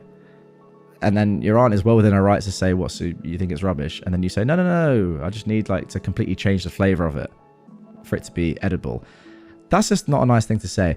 If you'd said something different, like I just like more spice or whatever, I think it would have been okay. I do think it is slightly weird anyway, bringing your own spices to someone else's dinner. But then again, you know, adding salt and pepper to stuff is completely fine. Adding like another condiment or something I think is also completely fine. I think it's more just the way you did it, because it's obvious that you just don't like the food at all, rather than you think it needs a little bit more flavor, which is completely fine. I mean, I made chili con carne for my friends the other day when they came round, and I literally said to them, look, you might need a bit more, if you want a bit more like chili powder or salt, pepper, whatever, whack it on, sour cream. Some of them added that, some of them didn't. So I sort of left it up to them. But I wouldn't be offended if you know, someone had a couple of bites and was like, all right, I'll add a bit more salt, a bit more pepper, a bit more chili powder. That's completely fine. If one of them had just got out a brand new spice, put it on, and then I'd be like, oh, what's that? And they said, yeah, sorry, I've been told, and I always have done this, by the way, if I don't like food and I have to just bear with it, then yeah, don't say anything, but just add my own spice. I'd be like, you are weird, get out. So yeah, I think it's the way you did it that made you the jerk, rather than what you actually did. It's just pretty weird though overall. Once again, there's been a whole episode full of weird people, which I kind of like, to be fair. Am I the jerk for getting home insurance cancelled? A friend had a birthday party at their house for their daughter, who is 11. My daughter, who was 10, was invited. Eventually, the kids decided to play football, and the birthday girl's dad was throwing the football, and my daughter was running to catch it. This is important to know for later. Last summer, while out of town, my friends had an above-ground pool that broke and flooded the backyard. It caused a massive amount of damage. Their homeowner's insurance got involved because of the structural damage that this pool breaking caused. Due to the construction that they had been having, the area where they were playing football had ruts in the ground from the machinery that they'd had in the backyard to reconstruct the retaining wall. As my daughter was running to catch this football, she tripped over a rut. When she fell into a large metal box that was the housing for the pool pump and water intake / outflow. The box and something inside broke, and water began flooding the backyard. They turned the water off, but they had to turn the water mains off because of the way that they decided to fix this pump when the pool broke originally. So they were without water for about 48 hours until they could get a plumber to come out and actually fix this pump correctly. When my daughter fell, she broke her collarbone and she severely sprained her ankle and knee. About a week ago, we received a certified letter from our friends informing us that they were charging us for the cost of repairs to this broken pump, the cost of the water damage to the backyard, as well as them being without water for 48 hours. Now here's where I may be the jerk, because immediately upon receipt, I called their homeowner's insurance. This is information I had previously from discussing the situation that had developed over the summer with my friend, so that I could submit my daughter's medical bills to them. So I could be the jerk because I'm being petty. My friend called upset that I would report this to their homeowner's insurance because their homeowner's insurance had already increased due to their claim, and now they received information that they were being dropped due to their excessive claims. Do I have medical insurance for my child? Yeah, I do. Up until I received the certified letter, my husband and I were going to cover the cost of my daughter's injury ourselves. So I could be the jerk because I'm being petty. My friend called upset that I would report this to their homeowner's insurance because their homeowner's insurance had already increased due to their claim, and now they received the information that they were being dropped due to their excessive claims. Okay, thank goodness we have ended this on a not the jerk, because it was getting slightly strange there for a good period of time. However, this story once again involves weird people. Imagine you have people over to your house, someone like does something or like causes some sort of issue, but it's not their fault at all. It's your own fault because of how your house is, or like, you know, the fact that there are ruts that can be tripped over in the back garden and you can fall into a large metal box. That's on you. That's not on the kid that's running around playing catch. So to then go to that family and say, you need to pay for all this damage, when the damage was ultimately caused by what you'd done in the past and the fact that you haven't really, you know, made your house good again after the previous issue. That's just ridiculous. And by the way, OP is well within their rights to not have to use their own insurance, own medical insurance, and say, look, this happened because there's something wrong with the house, not because my daughter just fell over and broke her collarbone just randomly. Yeah, again, very, very strange. I mean, really, you should be the one, in theory, claiming against them for your daughter's health anyway. Like, again, you wouldn't do that because it's just not the thing that you would do. You would say, I've got medical insurance, I'll cover it. They would apologize, obviously, because it's their fault that your daughter fell into a vat or something. I mean, maybe they should pay for it anyway. But again, you wouldn't go to insurance for any of this stuff. I mean, like, they have to go to the insurance for all the water damage or whatever. Of course they do. But they don't try and claim it against your daughter. Absolutely insane. And yeah, you're well within your rights to then go, well, if you're doing that, I'm doing this. They are weird and you are not. My husband has been giving advice to a co-worker about how to make his gay son straight behind his wife's back. This was originally posted on June the 22nd, 2021. I want to preface this by saying that I don't know how my husband is when he's at work. He works an office job, and I work in a daycare as a receptionist, and we also recently purchased our first home. However, everything I learned came from an email from the co-worker's wife that included evidence of conversations between my husband and her husband in regards to their son. Louise and Edward, we'll call them that, recently had their son come out. And from Louise's email and the messages she provided between her husband and mine, she has been supportive, while her husband pretended, in her words, to be, but instead has asked my husband for advice while at work and expressed how he isn't comfortable about it. And my husband has supposedly been trying to comfort him and give him advice on how to fix him despite his wife. The messages she sent me showed them talking about it and ideas to talk to him one-on-one without the wife, along with how they're trying to get together sometime outside of work to discuss it over dinner or something. I never knew my husband felt this way before this situation, but I was able to call Louise and apologize and try to comfort her to the best of my ability, although not knowing her well, and she feels incredibly hurt and lied to by all of this, and I want to help her to the best of my ability, as well as her son if possible, in any way. She said that she hasn't talked to her husband yet, but that she's considered talking to him with one of her parents since she doesn't think she can do it by herself. And I told her that I'm disgusted with my husband, just like she was, but from a different perspective of not having kids yet and not wanting to have kids with someone who thinks like this. First of all, comment down below, guys. What do you reckon? Who is worse here. This woman's husband, who is secretly not very comfortable about the fact that his son is gay and is asking for advice, or OP's husband, who is saying, don't worry, it's alright, we can fix him. I'm pretty sure it's the latter. I mean, they're both not great, but the latter, wow. Back to it. As of right now, I'm still trying to digest all of this emotionally, but I can't express just how angry I am at my husband, and I don't want to be with him anymore because of it. Yeah, that's absolutely fair enough. However, outside of my selfish ambitions, she told me everything yesterday, and I'm yet to confront my husband because Louise said that she's not sure how she wants to go about it yet. And despite it being hard for me not to bring it up, I don't want to jeopardize her in any way and make things harder, since this is about her safety and her son first and foremost, and whatever she feels best to do in her timing. But before I do anything, I want to ask what I should do and when with everything she provided on my end to support her. I'm strongly considering divorce, since I don't want kids with someone who thinks like this, but I first most want to help her and support her in her timing. But she doesn't know what she wants to do yet, and to be honest, it's kind of hard to sit on everything she told me and not confront him.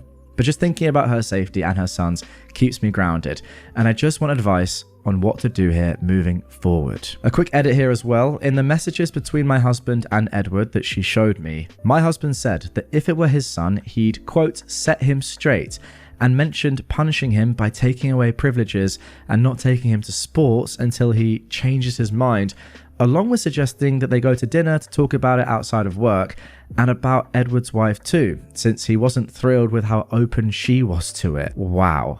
I mean, yeah, like you just gotta divorce him for that. If you're gonna have kids, and this is a really important thing to you, I mean, even if you're not gonna have kids, like it's just such a horrible way of thinking that I would just divorce anyway. But imagine you have a son or a daughter, and your husband's like, actually, I don't really want them to be gay. And then when they come out, if they are gay, because I feel like this husband would have a problem with any child of his that wasn't straight, no matter what they were. I think at that point you'd be like, well, I don't want this guy to be my kid's father. So therefore, if you're going to have kids, you've got to divorce him. Okay, now 2 weeks later, we got the following updates. When I wrote my last post, I was struggling with how I should tell my husband without putting Louise or her son in danger, since Louise said that she was afraid to tell Edward because of his tendency to get upset over meaningless things, and she was scared of how he could react. I was concerned that if I talked to my husband, he would send Edward a text that could completely blindside Louise. But since my last post, I spoke to Louise again. That's a good point, I forgot about that. Yeah, it's a tough spot for you, but I think you were right. You had to let Louise do whatever she was going to do first, and only then, for the safety of her and her child, could you then confront your husband. I think that's the right way of doing things, but I agree with you, like very hard to sit on that information and be like, well, I know my husband's homophobic, but I just have to pretend that everything's normal. Anyway, I told her that it was hard to not address him with the news she told me, and she said that she had since spoken to her parents about it, and that it would be fine for me to address him since they would be helping her tell her husband alongside her. She also talked about how Edward pretended to be supportive, but that she felt hurt to know that he lied. I told her that I also felt lied to in a different sense, since my husband said that he would be fine with any orientation that our children could have when we talked about potential kids, only for him to be someone else completely at work. But still, I wanted to talk to him myself, since a part of me hoped that maybe it was just an act. But even if it was, I wouldn't know how to trust him and really know for sure. That did just cross my mind, and I had to sort of second guess myself a little bit there, because I was thinking, well, there's how you feel in real life, and then there's work chat with guys, but that's not the sort of thing that you'd like joke around with. And also, anything that you say with anyone, you have to actually mean it, I feel like. Like, just because you're around, maybe it's like a laddie culture or something. By the way, I'm not like saying this makes it all right. I'm just trying to understand what might have happened. Maybe it's a laddie culture at work, and then your husband's been like, oh, don't worry, we can fix him, as like a bit of a joke when he doesn't actually mean it. First of all, that makes no sense. Secondly, if you're saying that in the first place, then you mean it. Like, you wouldn't say that as a joke, really, would you? I'm trying to find some solace in this for OP and think maybe there's a way this has been taken out of context, but it's like a private conversation between two people at work. And even if it wasn't, and it was like funny or, I don't know, meant to be dark humor or something, it isn't funny, is it? So yeah, I think this is the end. When I spoke to him and showed the emails Louise sent, he didn't deny the messages that she included, but said that I was wrong to talk to her before him and that he never went through my things. And I thought about that hard.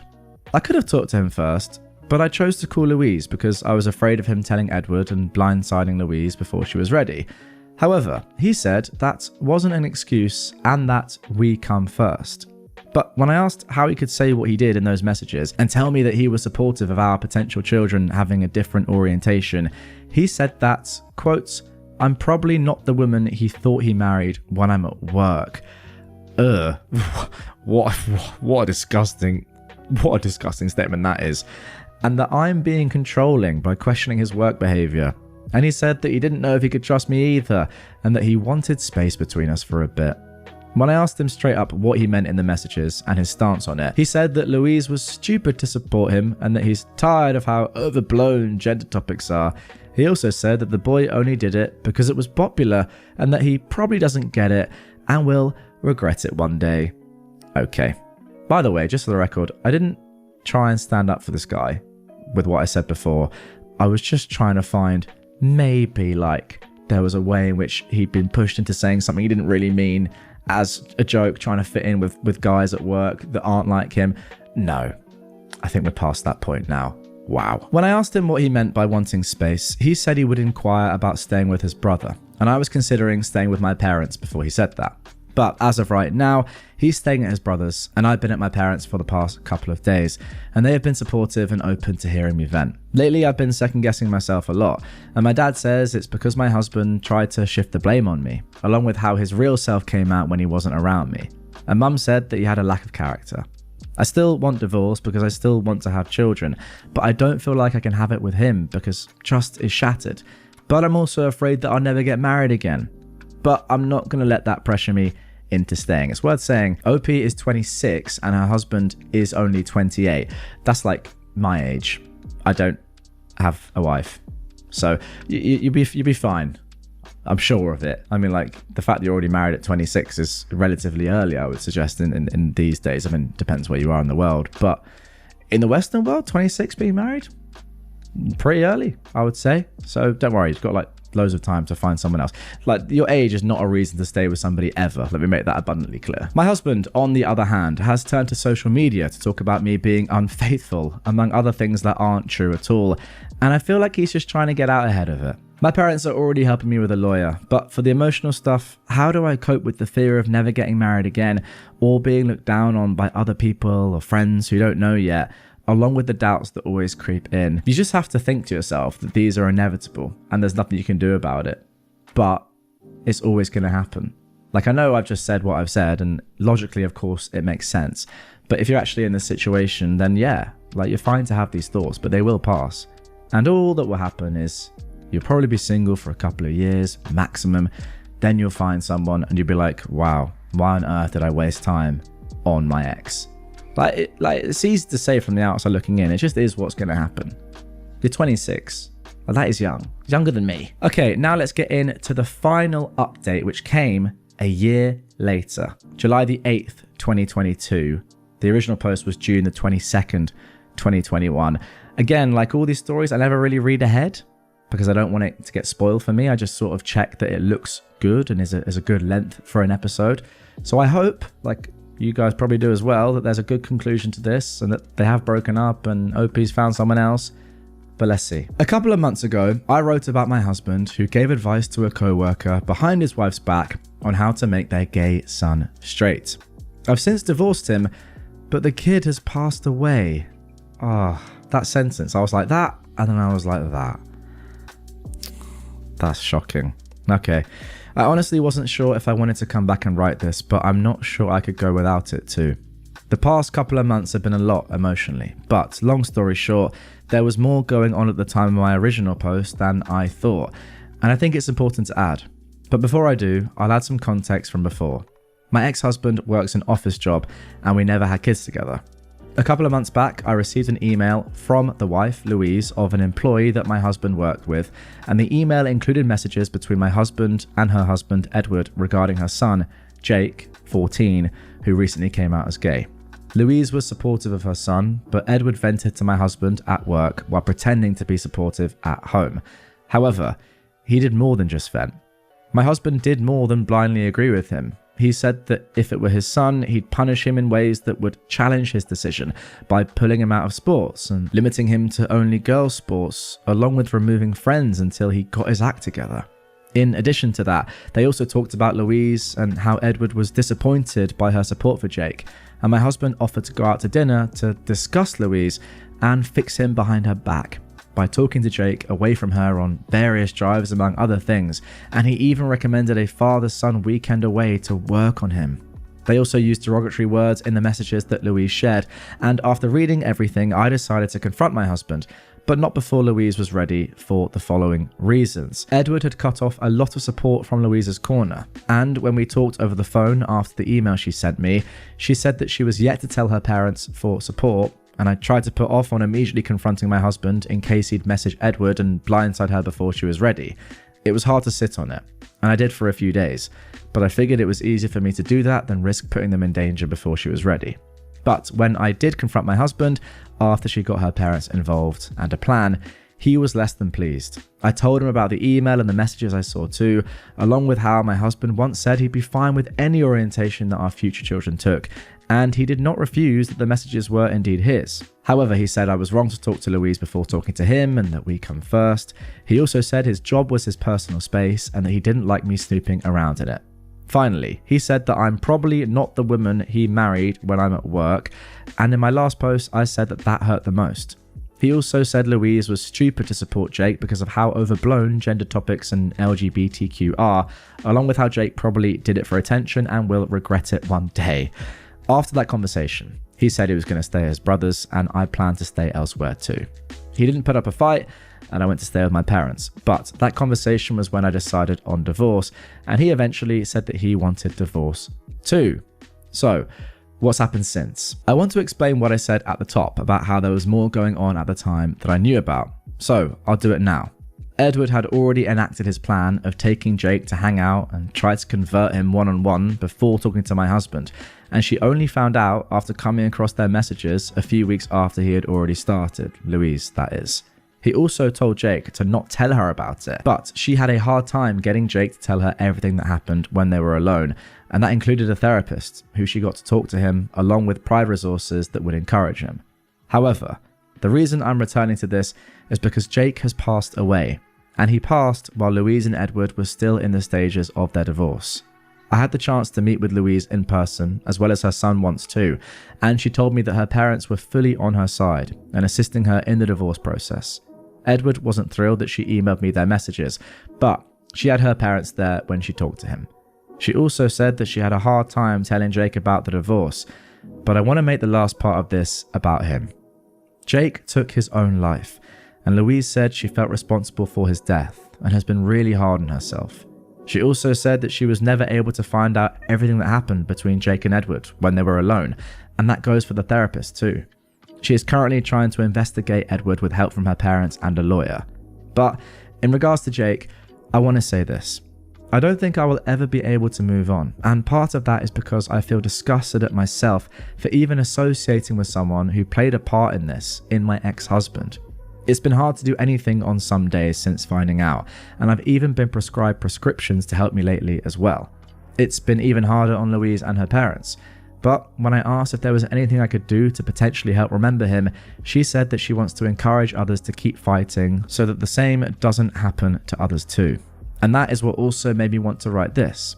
Not because it's something that will brighten up your day, but because it's something that you need to hear. She wants to ensure that this happens to no one else, regardless of their gender orientation. So, after some time, she's planning on getting involved in her community. Not just LGBTQ groups, but groups that help children in general. She doesn't know when, and she's still going through a lot, but she wants to really soon. As for whoever reads this, I won't tell you how to perceive it. I believe the strongest conviction comes from oneself and not what they're told. I just wanted to share how she's trying to move on, and she knows that I'm sharing this too. To everyone who commented, I can't tell you how much your words of comfort and advice have been received in the previous posts. Louise is now my friend, and I hope we'll be able to be friends for a long time. She's going through a lot, but I believe she'll come out stronger. Thank you to everyone who took the time to read this, and I truly wish you all nothing but the best. Okay, wow, there we go. That is the end of that one. As I said, and you'll know this if you listen and watch me a lot, I don't read ahead because I don't want to know what's happened, like you guys. Sometimes that leads to like great moments and great stories. Other times it leads to stories like this that are just deeply sad. But I think the only thing that we can do as readers and listeners of this post is just do what OP and Louise want us to do and never let this happen to anyone again. I genuinely felt like as I was reading that, I was getting a sort of, I felt roused in a way to ensure that this didn't happen again. I don't know if you guys felt that as well, but like it really does hit home when someone that's been through something like this wants to make sure, like, give their life to this not happening again, and wants people to talk about it, wants everyone to know what happened, etc., so that other people don't take their own lives. Yeah, just like horrible, really. A few themes there. I mean, obviously we have like the obvious one, but I also want to talk about like people who hide their moral beliefs from the people they marry. That is I've never really thought much about it. But like the fact that OP didn't know this about her husband, and I assume Louise didn't know this about Edward before they married or had kids, is like crazy. Because this has been a thing for them the entire time, I'm sure. Like they've known this, haven't they, these men? But their wives had no idea. I mean, OP literally asked her husband or ex-husband now, do you care about having children that aren't straight? He said, no, absolutely not. He was just lying. How can you combat that? What was there to do to get around that, to stop that? I don't think there is anything you can do, which is deeply troubling. But yeah, very sad end to that story. I mean, very sad story overall. I just hope that there is some sort of justice, because like you can't say Jake unalived himself because of his dad. But obviously that was a huge factor. So like, can the law not get involved? I don't know. Maybe it's too technical. Let me know in the comments down below if you know more than me on that. My husband of 6 years wants to be the father of another woman's child. And I know what you're thinking. How on earth does that work? Yeah, great question. Okay, we're going way back to September the 16th, 2015 for this one. So my husband unleashes this on me 3 days ago, and I'm still reeling. This woman is 26, by the way, and her husband is 30. We're talking over dinner, and he mentions that a longtime friend of his wants to have a baby. I don't know this woman personally, but he's talked about her before. Apparently, she asked him to be the sperm donor, and he said he was very flattered, and he wanted to do it. At first, I was really surprised, but not necessarily upset. Even though I didn't find the idea palatable, I didn't want to jump to the wrong conclusions, so I told him to explain a little more about what this meant. He tells me she's wanted a kid for a while, and she's decided not to wait for a relationship anymore. First question, how old is this woman? I would love to know. I asked him if it would be difficult for him to know that somewhere out there, he had a child that he couldn't see or whose life he couldn't be a part of, and if that would affect him emotionally. Then he whips out some really upsetting news. This woman actually wants him to be the father figure. She wants him to be a part of the kid's life, like the actual dad. I do not like this for one major reason. He's been intimate with this woman before. Oh my goodness me. You know what? I was actually thinking, yeah, this is weird. I would not like this if my partner wanted to do this. But okay, maybe he's really helping out a friend who's in desperate need and she wants somebody she can trust. But my goodness me. He's been intimate with her before and she wants him to be the dad. Just no, immediately. I don't even need to carry on reading, just no. They dated in their early 20s, but he refers to her as a friend, and before now, I never minded their friendship.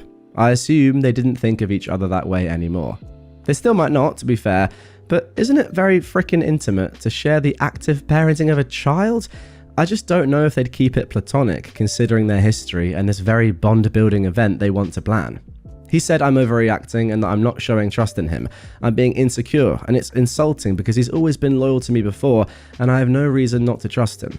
Which is true, but it's just so uncomfortable for me to consider. I would also say it's uncomfortable anyway, knowing that your husband is friends with somebody that he's been intimate with before and has actually like dated and that you sort of know of. Like, that just wouldn't sit right with me anyway. That's just, I know you can be friends with exes, but it's just not, I don't like, it doesn't, I wouldn't like that personally. Let me know in the comments, by the way, what you think about that, because I know that's a bit of a divisive topic. There's another issue too.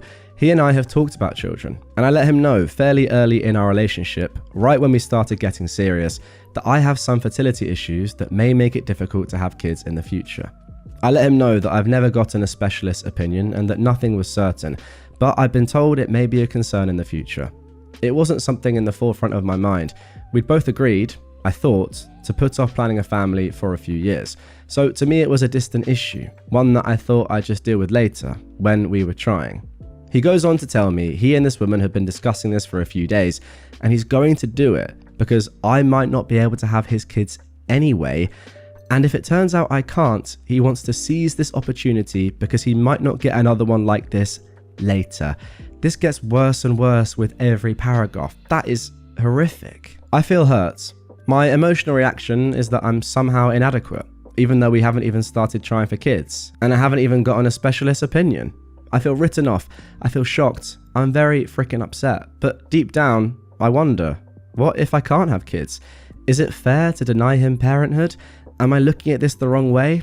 Truthfully, he has always been faithful. Could this dynamic somehow function properly in a way I'm not seeing? I'm so weirded out right now. I wouldn't even know how to picture this future. Let me answer your question. No. Like, obviously not. This would never work out. It's absolutely insane. It doesn't make any sense what he's saying either. Yeah, fair enough. Having kids to people, some people, is super important. Me included. It is like a massive thing that I've always known I want to have. I want to have a family. So it's a big deal in any relationship I'm in. And of course, like, fertility issues both ways are something that you do have to think about. However, he is saying it's like an insurance policy for him now, rather than trying with you first and then later on deciding if he wants to do something with somebody else at another time. You can't do that. You can't say, well, I'm going to have a child now just in case we can't have one in the future. That is like ridiculous. And it also shows that he wants to have an active part in his kid's life because he's treating this child as his own rather than just being a sperm donor. I mean, I think about my uncle a little bit in this story. He was with my ex-aunt, I suppose, for years, and she never wanted to have kids. He always did. And he was, in theory, fine with not having kids because he wanted to be with her. Later on, I think, well, it didn't work out for whatever reason. Now he has 2 twins who are great. But what if he'd been like, you know what? I know you don't want to have kids, so I'm going to donate sperm to a woman I know who I used to be intimate with, and then be an active dad to my kid, to her kid, just in case we don't have kids ever. Like, what is that? We have an argument. He tells me I'm being selfish because he's always wanted children, and I cannot expect him to give up such a huge dream of his. He says he isn't cheating with this other woman. They aren't going to have sex. He claims it'll be like he just has a kid he can father, and the kid will just live with a friend. He says it really has nothing to do with our relationship. It's his own personal matter, and I wouldn't have to do anything. Yeah, that's how you treat your girlfriend, by saying, no, the kid I'm going to have has nothing to do with us. Class. I think that's really how he views it. Like when one person in a marriage has a time-consuming, expensive hobby that the other doesn't enjoy, but still allows their partner to do, even though it means giving up time and resources. But this is a child, not a sailboat. What a quote. This is a woman he's dated and slept with, even if it was years ago, and that's what's off-putting to me. I honestly have never been in this position, so I don't know if I'm just freaking out. I don't know if people commonly do things like this, or how these things turn out, or how I'm supposed to approach this. A child would be a huge part of his life that I apparently will have no part in. Can someone reality check this, please? How do I even proceed with this? It's obvious to me. You just say no. Like, what on earth is he doing? Let's see what the comment said though. And remember guys, there is an update to come in this. Somebody said, nope, nope, nope. Not selfish, perfectly reasonable. What a can of worms this is going to open up. Someone else said, oh heck freaking no. It's not a hobby, it's a child, a living, breathing human being who has needs. Like a father. He can't treat the child like a puppy or a hobby, it'll be his kid. All of your objections are absolutely correct. They will have a relationship that you don't share in. There will be a degree of intimacy between them. He'll be financially bound to her. Hello, child support. This will absolutely involve you. Every single thing you two do will be tinged with his child. Every vacation, every holiday, heck, every weekend. Now, I'm not 100% sure on that because if you are a sperm donor, surely you don't have to pay child support. But given how this relationship is almost definitely going to work, then he will be active in his own child's life and therefore will be spending money on his child. So yeah, fair enough. Basically, he wants the little family unit with her and not you for some reason. For me, just the fact that he entertained this notion would be grounds for we are going to therapy now, and if you ever so much as speak to this woman again, we are breaking up. If he argues, or worse, actually has sex with her or donates sperm, I'd be filing divorce papers in his face an hour later. I forgot they're married as well. Of course, they're not just boyfriend and girlfriend, they're married. Okay, so 11 days later, we got this update. Well, everyone was right. He was cheating. Surprise, surprise. That didn't even cross my mind, but yeah, now that OP has said that, that seems so obvious. Yeah, of course he was cheating. I called the girl behind his back and I found out everything. She wasn't nice about it. It wasn't a fun conversation. There's nothing else I can say except I'm out of there, and divorce is happening. We dated 3 years, married 3 years, and I'm a stupid idiot and I can't believe I didn't see it before. It makes me cringe to look at my post. How naive could you be? Somebody commented, don't beat yourself up, OP. When you love someone, you're inclined to see the best in them. That's why it's hard for virtually anyone inside a relationship to believe their partner could be cheating on them. Our mind wants to believe that our partners are fundamentally good people, so we tend to find ways to excuse behavior that seems suspect to an outsider. It's why it's always a good idea to talk to others when you have a gut feeling something is wrong. In any event, I'm sorry for your loss. Hopefully you're working to move past this and will eventually open yourself up to loving and trusting someone again. A very good point that this commenter makes, to be fair. And it's something that I think I'm learning to do. I have done it before, but when you ask someone close to you who's like not involved, like a good friend or a parent or anyone, about their opinion of something, and they tell you something that you don't want to hear, my reaction to that has always been, oh, well, no, they're wrong. They just don't get it. But then after the fact, when everything's calmed down, you're like, no, they were actually right. So I'm learning to, like, if I get those opinions, see them for what they are in the moment and really like take them in properly. And yeah, I mean, if OP had asked any of her friends or parents, they would have said the same thing as these comments, right? Like, this is just not on. It's hard when you're actually in the moment to realize that, but it's so obvious from the outside in. Finally, somebody asked, so is she pregnant? OP replied, no, but apparently it wasn't for lack of trying. She was pretty up in my face about it. It was probably the worst conversation of my life. I can honestly say I've never seen red until she started laughing at me. Oh, whatever. They can have each other. F them. Okay, so all this time, this guy was just coming up with this stupid ruse to try and allow for his cheating. That was it. It wasn't being nice to a friend. It wasn't insurance of having a kid in the future, which is, by the way, like the most ridiculous lie ever. It was just, I'm cheating on you and I want to keep cheating on you and ultimately probably leave you down the line. Well done, that man. Okay, now let's move on to our second story of the episode. My girlfriend broke my PS4 and doesn't understand why I'm so upset. I don't really know where to go from here. This was written back in COVID times, December 15th, 2020. So, some background. During quarantine, I've been playing my PS4 games a lot more. What a loser, by the way. Imagine playing games in quarantine. I definitely didn't play for about 8 hours every single day. Anyway, I was able to finish up some stories and complete some big games in my free time the last few months. It was a great escape for me. My girlfriend, Liz, never got it fully, but understood I liked playing it and it made me happy. I told her that I was really looking forward to the PS5 and was hoping to get one soon. I missed out on the pre-order and initial shipping wave, so I got a bit sad for a while, but knew I would eventually get one when the craze settled down, whether it was next year or the year after. Her friend, Kat, also knew of this because her boyfriend was looking forward to the new Xbox. This is what happened today. This is when stuff got bad. I was playing FF7 Remake, finishing up some last achievements, when Liz came into the room with Kat. I said, hey babe, how was your day? And without warning, she pulled the PS4 out of the wall and smashed it on the ground. She then took a hammer and smashed whatever pieces were left. This happened within 20 to 30 seconds. I just looked at her, shocked. I asked, "What happened?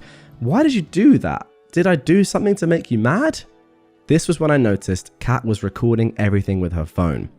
Liz walks away and then comes back and shows me a PS5 box. I still don't react, and she says, "Merry early Christmas." I just walk out of the room and go to the bedroom and lock the door. This was December 15th, okay. Liz comes knocking an hour later and asks, "What's wrong? I thought you wanted the PS5. I told her I couldn't even think about that because she literally just destroyed a part of my life that I've created over the last 5 years. I explained to her that she just ruined hundreds of hours of gameplay and saves that I'd built up. Liz just said, "Well, can't you just do it again?" Sounds like my parents when they used to tell me, "Can't you just pause the game?" "No, Mum. I'm in the final circle and I've got 2 rats so I need to kill." This is when I walked out and left the apartment. I came back a couple of hours later with Kat and Liz now both showing off the PS5 to me. Kat says, "Look, Liz worked really hard to get you this. We just wanted to make you happy." I asked Kat why she was recording. She says that some person on TikTok or Instagram did the same thing to their boyfriend and they were happy. Apparently that's where they got the idea from. A girlfriend came in and broke the PS4, then gave them a PS5 and everyone cheered or something. I still can't believe it. They wanted to make a video in that spirit with me as the guy. I told Kat a lot of my life was in that PS4 and now it's all gone. Side note, yes, I know I should have backed up on the cloud. I did for some of my games, but a lot of them I just kept on the PS4. I had hundreds of hours from The Witcher 3, Kingdom Hearts games, FF7 Remake, Final Fantasy 15, God of War, The Last of Us, Resident Evil, Devil May Cry games. Many of these titles were fully completed or close to that point. Most of them are now lost. Now Kat is calling me ungrateful, and her boyfriend liked the Xbox she gave him. I asked her if she destroyed his old Xbox. She said no, and that she just gave it to him gift wrap last week. I asked why I wasn't given the same treatment, and it was because they saw the video yesterday and got the idea to recreate it. I told Liz I do appreciate the gift, but that she needs to know she broke a part of me that has been built over the years. It sounds stupid, but I was really proud of my collection. Liz then says, "Well, why can't you just do it on the new PlayStation?" I told her I could, but it would take a lot of time and effort that I may not want to put in again. She just brushed it off and said, "Well, you can play your new games anyway. They're probably better." At this point, I left and went to a friend's house where I'm writing this now late at night. I really don't care about the PS5, and I'm mad that a freaking viral video made this all happen. What the F is wrong with people where they think destroying someone's personal property is funny? They tried showing me the video, but I'm not watching that trash. Liz and I have had a great relationship to this point. We've been together for 4 years, and this is the only major issue that has come up. Some might think it's just a video game or that I can get past this, but I don't know if I can. It wasn't just that she did it, it was the fact that after it, she didn't seem to know why or care to know why I'm so upset. I've never had this feeling before, and I really don't know how to proceed here. This is a tough one, because I'm sure there are people listening and watching right now that, along with Liz, are probably like, well, it doesn't really make any sense. Yeah, your old PlayStation's been destroyed, but you've got a new one. Like, you know, if you had an old car and someone bought you a new one, you wouldn't care if they destroyed your old car. Probably not the best example, but something along those lines. But it's different with this, isn't it? Like, this guy has clearly put so many hours into these games. And the difference is, when you go from an old console to a new console, that old console still has value, like personal value to you. There's a very good chance that OP may, despite the fact that he's got a new PS5, go back and play old PlayStation games and old saves that he loved on the console that he put 5 years into. I get it sounds strange, but you know, if you've ever played games or you're a gamer, you'd understand. I mean, it's not even that, it's the same with anything. Like, say you knitted a jumper and you spent ages on it, and then somebody bought you a new jumper or a new set of yarn or whatever that was much better quality, new, etc., and said, look, you can make a new jumper with this new yarn. I mean, this is a terrible example, but you know what I'm saying. By the way, I've burnt your old jumper. You'd be like, great, well, I love that old jumper. I spent years making it. Now, if you spent years making a jumper, you'd probably be quite bad at making jumpers in general. So not quite sure if that works out, but you get the general idea. You wouldn't be happy and you'd have one jumper fewer. So depending on the time of the year, you might be a bit cold. Say if it was in winter. Something to think about. Anyway, let's get into the update. This came after Christmas Day, December 29th. Well, it's been a hellish couple of weeks. First of all, I appreciate all the support. I didn't get to respond to many people because my life has been a whirlwind the last couple of weeks. I took a lot of time thinking and talking with friends and family about what's happened and where to go from here. I tried saving the hard drive from the PS4 through my buddy who was more tech savvy than I. We had no luck in that regard. All that stuff is lost forever. The PS5 has been at our place since the incident, but I have no interest in that right now. I didn't go back to the apartment for a week. I finally told Liz we needed to sit down and have a discussion about everything. It was a long conversation with a lot of tears on both ends. I won't go into exact details, but I explained to her how her actions affected me. The comparison some told me to tell her about me smashing her phone or laptop in the same manner really hit her. That is a much better comparison that I should have thought of. In that moment, she understood, I think. I once again asked why she recorded it. Yeah, that's the thing, like, if you're going to record that to then put on TikTok, you're not really thinking about your boyfriend, are you?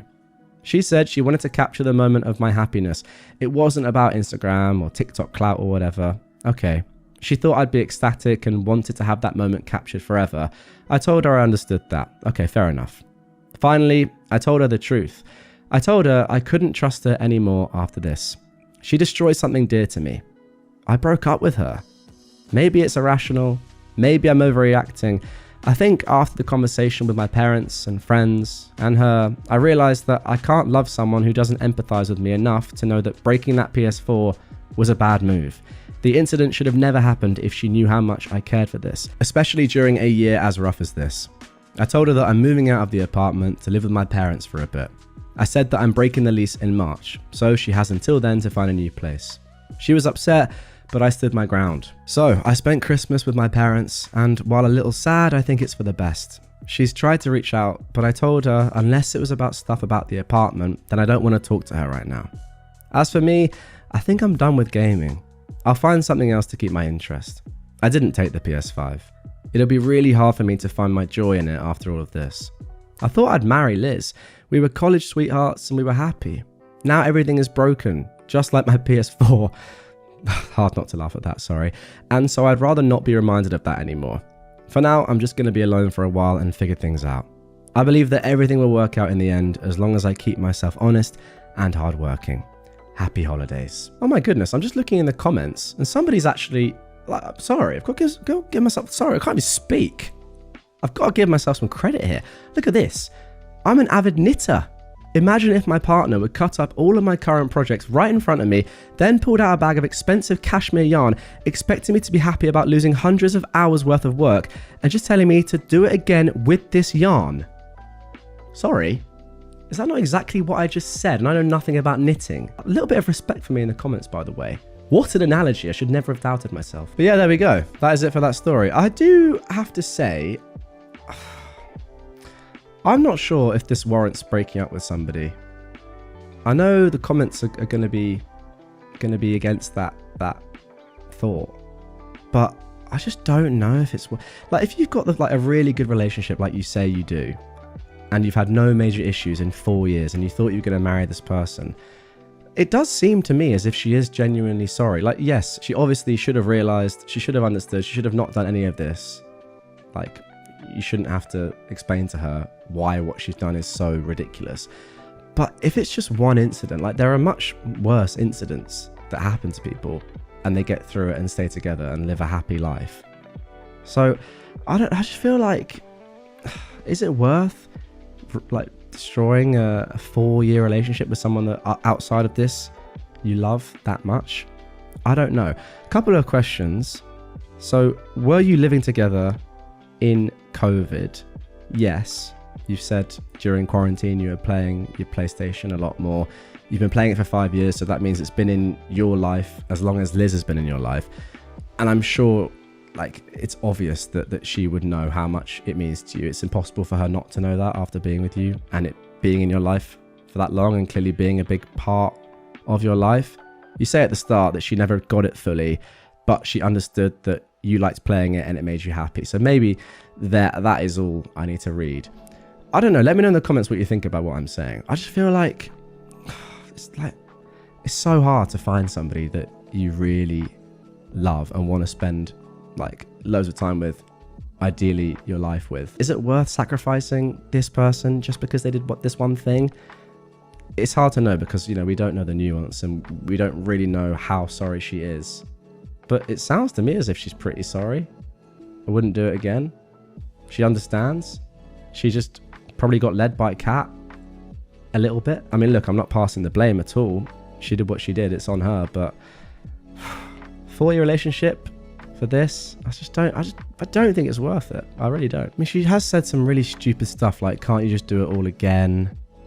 Like, I've got a new one for you, it's fine. Clearly she just doesn't understand though. I don't know. Maybe I'm wrong on this. Surely it's worth trying to build that trust up again and seeing if you could do that before just breaking up in a matter of days. But anyway, I'll leave that one up to you in the comments down below, because I genuinely don't think this is worth breaking up over, even though it's a huge deal and probably bigger than I realise and lots of you listening to this realise as well. Too OP. Entitled couple expects discount for being in the military and yells at me when they don't get one. I, a 30-year-old man, have lived in America for 6 years and now I work at a hotel on the front desk. About a year ago, this couple, maybe in their 60s, came in and right away the wife points at her husband and says, "He's military." I said, "Hello," and the husband says, "What? You don't support the military?" I was confused by this comment since I had only said hello to them and didn't say anything about the military, so I don't know what gave him that impression. Anyway, they wanted a room for the night. I let them know the price and the wife says, "Is that with the military discount?" Just assuming that we had one. I said I'd check if we had one and we didn't. I was very polite and I said, "No, sorry, it looks like we don't have one." Oh my god, let me tell you, this couple went complete psycho. The wife was shaking her head and very aggressively saying, "You always give discounts to military people." Then she was saying how she's going to post reviews everywhere and let all their military friends know about how we hate the military. The husband was even worse though.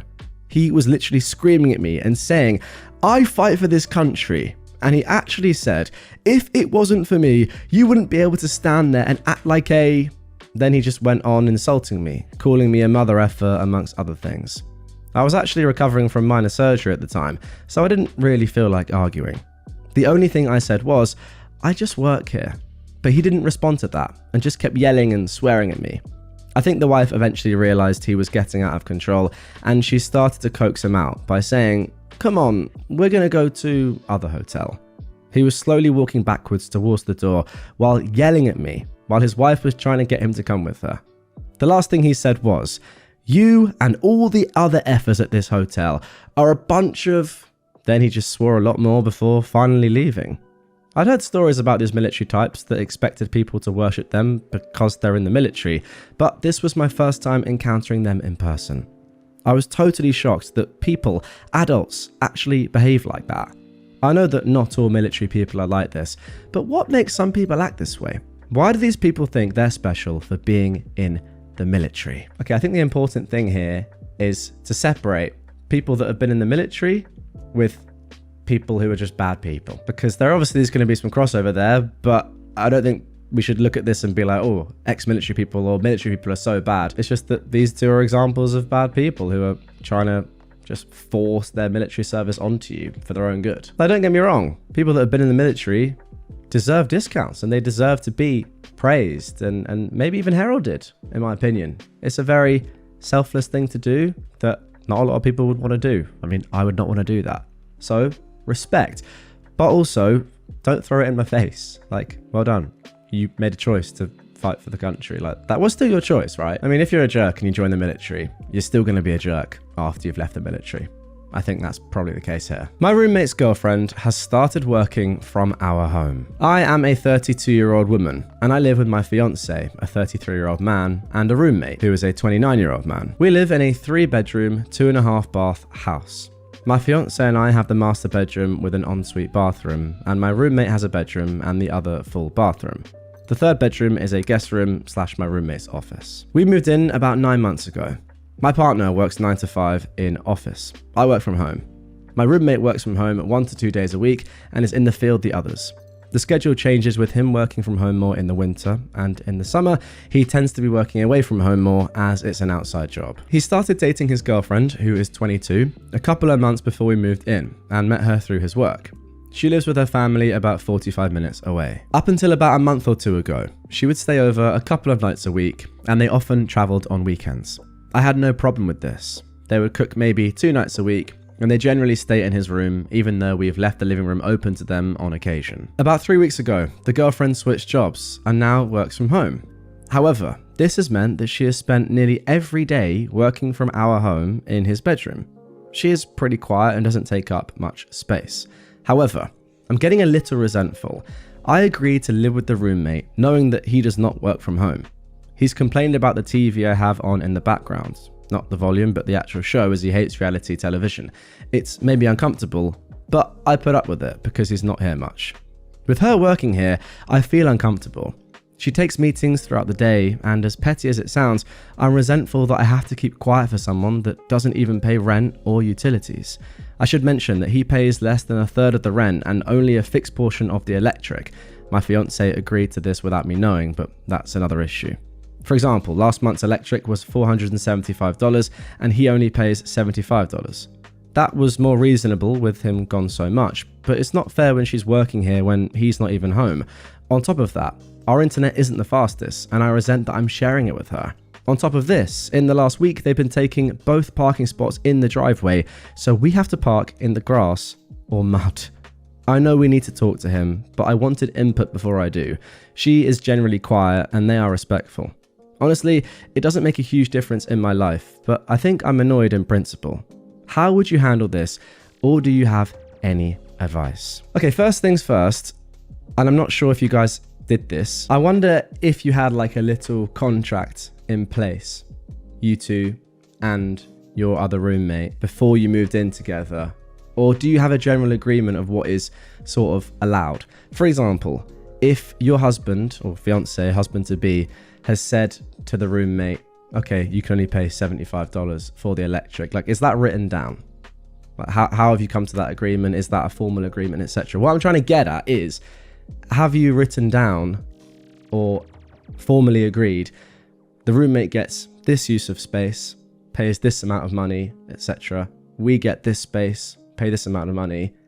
As in, have you agreed to the fact that the roommate is only him who's living in the actual property, right? Because I don't necessarily know how this works, but if you haven't formally agreed to that, then it's probably quite challenging to say to him, well, you're not allowed, your girlfriend's not allowed to work here at all or be here at all, or she has to be limited in a way. Like, if it's not contractually written down, I think it's kind of challenging. I don't know the exact way this works as well. Like, I think you are renting off, I presume, a landlord.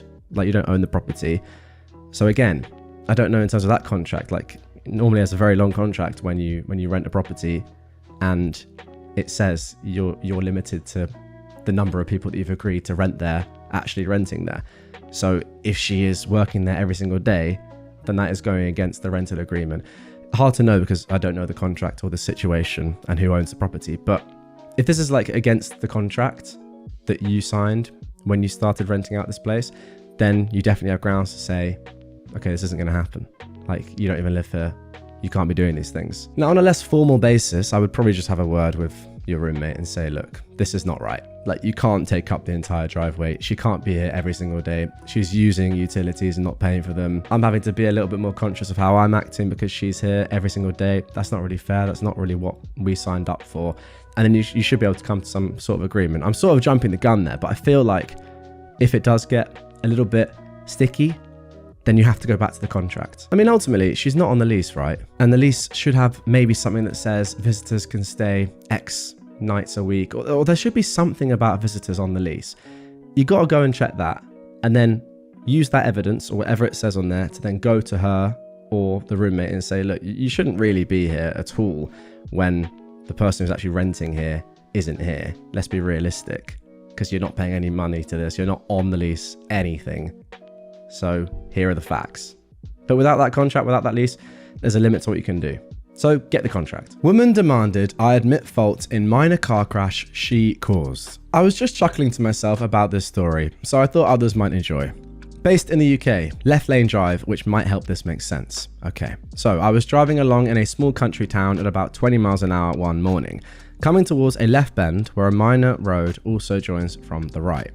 As I start to steer into the bend, a car comes shooting out of the minor road and crunches nose first into my driver's side. I look up, a bit baffled, and see a woman in her 70s staring at me over the steering wheel and her crumpled bonnet. My first thought was that she'd had some sort of medical emergency, so I bum scooted out the passenger door and dashed around to ask if she was okay. Sympathy vanished quickly though, as she got out and came charging towards me, shouting, "Well, that was a stupid thing to do, you silly stupid gal." I was 45 at the time. "You were driving right into my path and not even looking at me." She then got really personal, calling me a scruffy idler. Despite this, I invited her to come sit at the side of the road for a minute in case she'd had a head injury or was in shock. Maybe her words there were making you think that she'd had a head injury, whereas in reality, that's just her. By now, a small crowd had gathered, and she started inviting them to join her in berating me. How do you do that? You just say like, "Oh, get on this woman." Like, abuse her. Doesn't really make much sense. Anyway, one woman, thank you that woman, said, "I'm sorry, but I saw the whole thing. This lady had right of way and had no reason to expect you to drive into her." I took the witnesses' numbers, took some pictures, and then started enlisting help to push our cars into a nearby car park as traffic was gently building up, in an "I'd like to park outside the coffee shop" sort of way. I think at this point she realised the odds were not in her favour and softened enough to give me her details like it was a huge favour, even though it's actually a legal requirement at the scene of an accident here. She suggested that she would drop the case against me if I paid for her damages without, quote, resorting to her solicitor. I said, "Let's see how much our repairs cost and we'll figure out the next steps from there." She did not like that and called me a silly gal again. I waited nearby while her recovery arrived and then headed off to my garage. I was only 5 miles from home. On the way home, I thought, we all make mistakes and get angry to cover them. Maybe she's a carer or something and it makes her cranky, but she really needs her car. I settled to wait and see what repairs cost before reporting to insurance. Well, my quote came to over £1,000, so I sent her a text to say that was too much money for me to pay on trust, and I'd be reporting the incident to the insurers along with the photos and witness details. The lady then sent me the sweetest few texts. You'd think I'd just given her a grandchild, thanking me for my help. Would I like to come to a National Trust place for lunch where we could get to know one another better and work out the best course of action for everyone? I blocked her and reported her to my insurance. 2 weeks later, my local garage had my car good as new, and she was probably facing the insurance bill of her life. I think she was probably a retired head teacher or something, and it was fun to see her deploy all her strategies from telling off to schmoozing to try and get me to comply with her version of reality. Absolutely schooled. I mean, if she joined the main carriageway from a side road, going at any speed whatsoever without looking, then she's almost definitely in the wrong anyway. Like, there's nothing you can do about that. And if there are witnesses, she is screwed no matter what. So she was clearly just trying to intimidate you into maybe even thinking that you'd done something wrong when you absolutely hadn't. And then went for the kindness technique afterwards, knowing she was screwed. Yeah, just like a sort of, I don't want to say bully, but like sort of. Because like, if you're in the wrong and you're just bullying somebody, you know what, she is a bully, because she's trying to intimidate you into you thinking you're wrong or not, you know, going to your insurer or whatever, just manipulating you. So yeah, she is bullying you and she deserves a hefty bill. Ex-renter acted like he owned my home. So this is from a year ago, but it still makes me angry today. I am a 43-year-old woman and I met my renter, a 52-year-old man, driving to work one day. He and I were on the same team, and the bus stop was a mile from our building. I decided to be nice and picked him up in the mornings as I came in. We got to know each other, and he told me he'd lost his car and license due to DWIs, and was currently living on a friend's couch after a nasty divorce. He seemed very honest and open. Just a dude down on his luck. Against my better judgment, I offered to rent him a room in my house. I own a 3-bed, 2-bath to myself and 2 dogs, and figured I'd be helping someone out and making some income off my empty space. It started off as small things, him not owning anything and wanting to borrow until he got some income going. This included a bedspread, pillows, towels, a lamp. Okay, no biggie, he said his ex got all his stuff in the divorce. It took him 6 months to buy his own towels. As he got more comfortable, he got more entitled. He used all my cleaning supplies and toilet paper. He took pillows from the sofa, since they were communal items, to use on his bed. He used my kitchen towels to blow his nose and hoarded them in his room. He ate my food, used my spices, ran his TV 24/7. His true colours came out after a few weeks. I lived downtown in a capital city, and he went out every night and got drunk. He'd always forget his key and ring the bell and knock at 1:30, 2 a.m, waking up me and my dogs. He'd then make drunk meals and leave the dishes and food out. I finally started charging him $25 per key-in and told him past 9 p.m. he sleeps on the porch. $200 later, he took me seriously. This behaviour escalated more and more. I'd firmly remind him he was overstepping and he was violating his signed agreement. He'd act remorseful and apologise and promise better. I kept it very professional. I never let him meet friends or hang out with him. He was a tenant, not a friend, and this was my home. It finally came to a head when he banged on my bedroom door at night, demanding I let him in and saying gross sexual comments. I let him know I was cancelling his lease and he was to leave in the 30 days notice. The next day, he got belligerently drunk, was screaming in my face that I can't kick him out of his house and he had a right to anything he wanted in his house. I went to my room to find he'd done in and gone through my stuff. I had 2 friends come over and told him to leave. He sat on the floor and refused to move like a child. His friend finally got him to pack a bag and leave.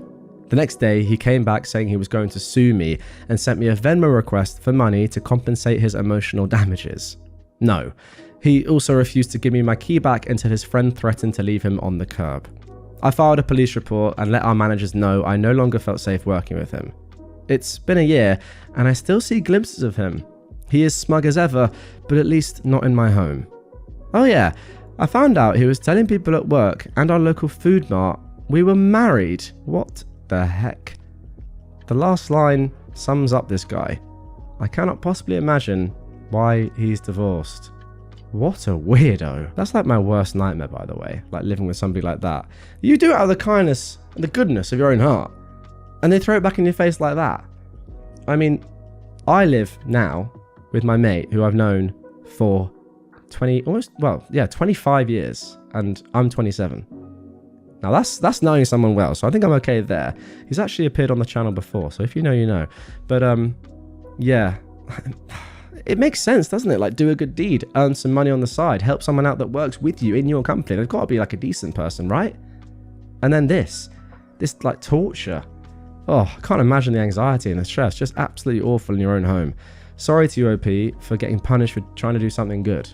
Just tough. And now for our final story of today's episode, by the user Everyone Gay, which, first of all, isn't true.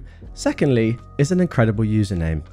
Guy tried to steal my stuff right in front of me and acted completely oblivious when confronted about it. 2 days ago, I hosted a one-shot session of D&D at my house, which in hindsight was a genuinely terrible idea because I didn't know any of the people I invited. Wow, that is, again, risky, but fair enough. All my friends were busy and I really wanted to do something this weekend. So I posted in a local D&D group mentioning I was looking for players. D&D, Dungeons and Dragons, by the way. I don't 100% get it, by the way. I know it's like some board game, so don't worry if you don't get it as well. 3 people answer, including the waste of oxygen I'm going to refer to as Ben. He's around 18, maybe 17. The rest of us are all in our 20s. Now, Ben seemed like a completely normal person, if only very nerdy about anime and manga. When we all first entered my room, he zoned in on my Berserk volumes, particularly on the latest, which is a version with a variant cover. He mentioned he couldn't find it anywhere, which I find odd because this stuff can always be found online for very cheap. Nothing much happened during the session itself. We all had fun and Ben was actually a pretty decent player. The issues came afterwards. The other 2 people left together while Ben and I chatted for a few more minutes. He was positioned with his back to my bookshelf and I was sitting right in front of him. That's when I looked to the side and noticed the volume from earlier was missing, and as I instinctively approached the shelf, I noticed a suspiciously shaped lump on his back. What do you know? I lifted his shirt and I found my volume halfway down his pants. I once again want to underline that this man stole a book you can find in any bookstore and online for around €5. I could almost understand if he tried to steal some rare collector's item, but this very much was not one. I immediately pulled it out and was like, dude, what the F? And he just stood there. He just continued talking about whatever discussion we were having moments earlier, completely ignoring the fact that I just caught him red-handed trying to steal from me. At that point, I got mad and bluntly told him to pack his stuff. I watched him shove all his possessions in his backpack and close it, all while he was still talking. Then I went to leave the room. I turned around and he was fiddling with his backpack again. I wisened up, zipped it back open and looked inside. There, I found the Eva from NGE figurine I kept right beside the volumes. Besides that, all the stuff in the backpack was his. At this point, I'm just stunned. He had seriously just taken the half second I was looking elsewhere to try his luck and steal something else. I raised his shirt again to check if he'd taken anything else, but thankfully there was nothing. He was wearing tight jeans, so he couldn't have possibly hidden anything in his pants fully either. And during all of this, he is still yapping. Not once during this entire sequence of events did he appear to acknowledge what was happening, nor did he ever pause in the first place. I don't know if it's some sort of denial or a diversion tactic. I dragged him to the door by arm, and for a second, he finally stopped talking. Maybe he wanted to finally talk about what he just did? Perhaps he wanted to apologize? No. He asked me if I was going to host another session next week. That's actually a leap, by the way. That's so good. I shoved him out the door and told him to F off. The genuine gall of this mother effer. I can't tell if he's audacious or just very stupid.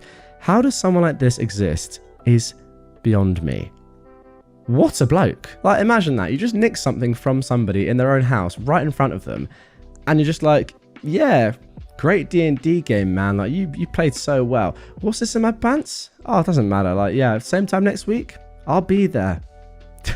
My husband doesn't want to play my co-worker's wedding. This was originally posted back in January 2023. Our workplace is smallish, with about 50 employees scattered amongst separate departments. A few months ago, I had to speak with a relatively new employee, Jane. She is in a different department than I am, and I rarely have to interact with her.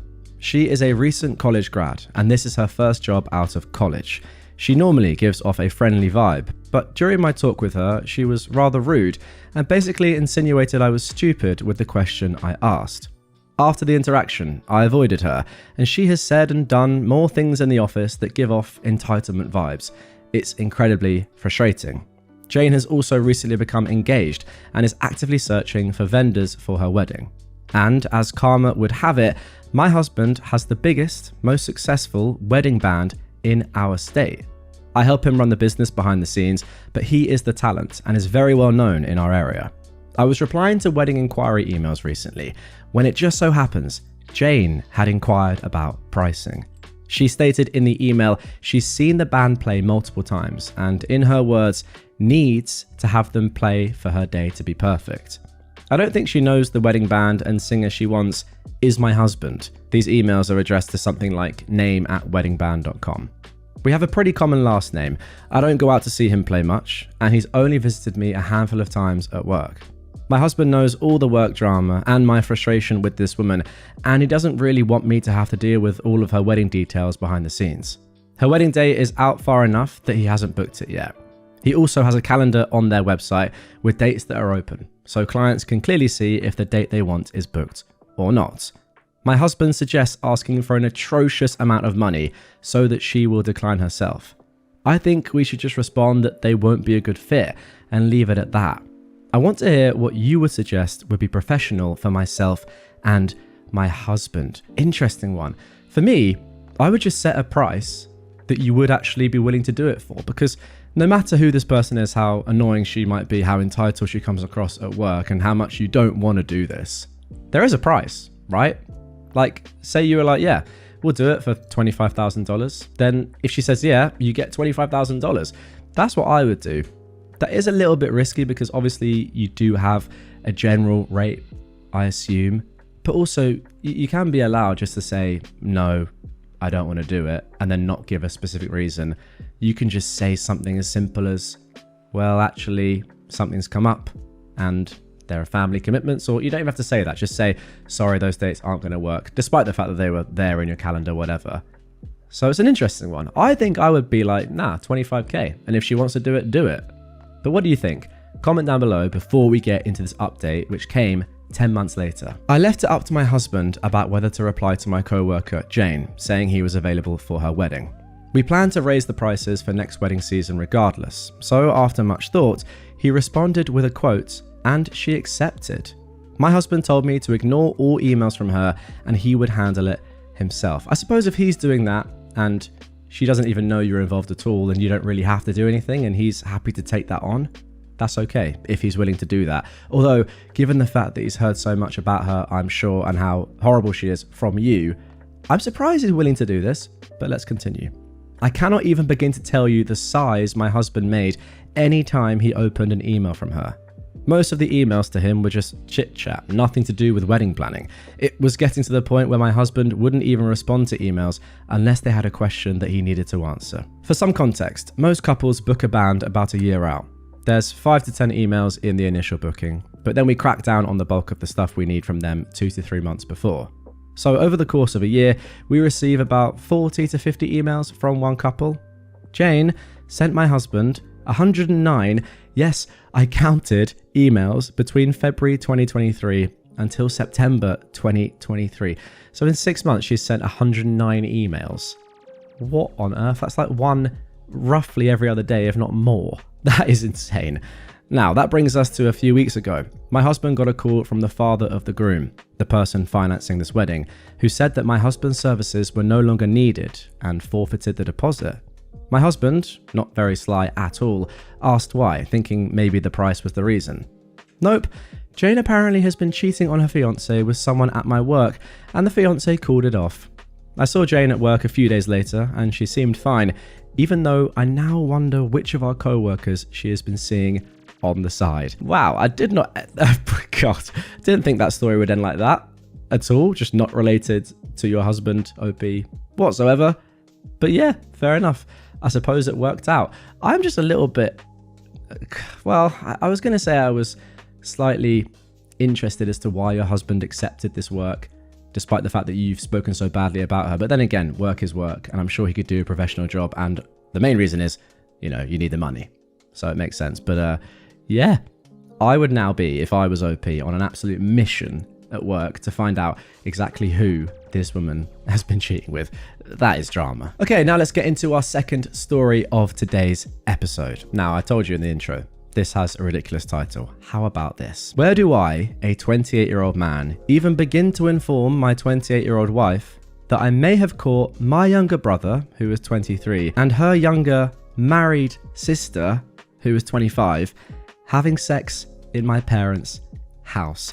A lot going on there. And I think the real crazy thing about this title is not even necessarily that your guys' siblings are having fun.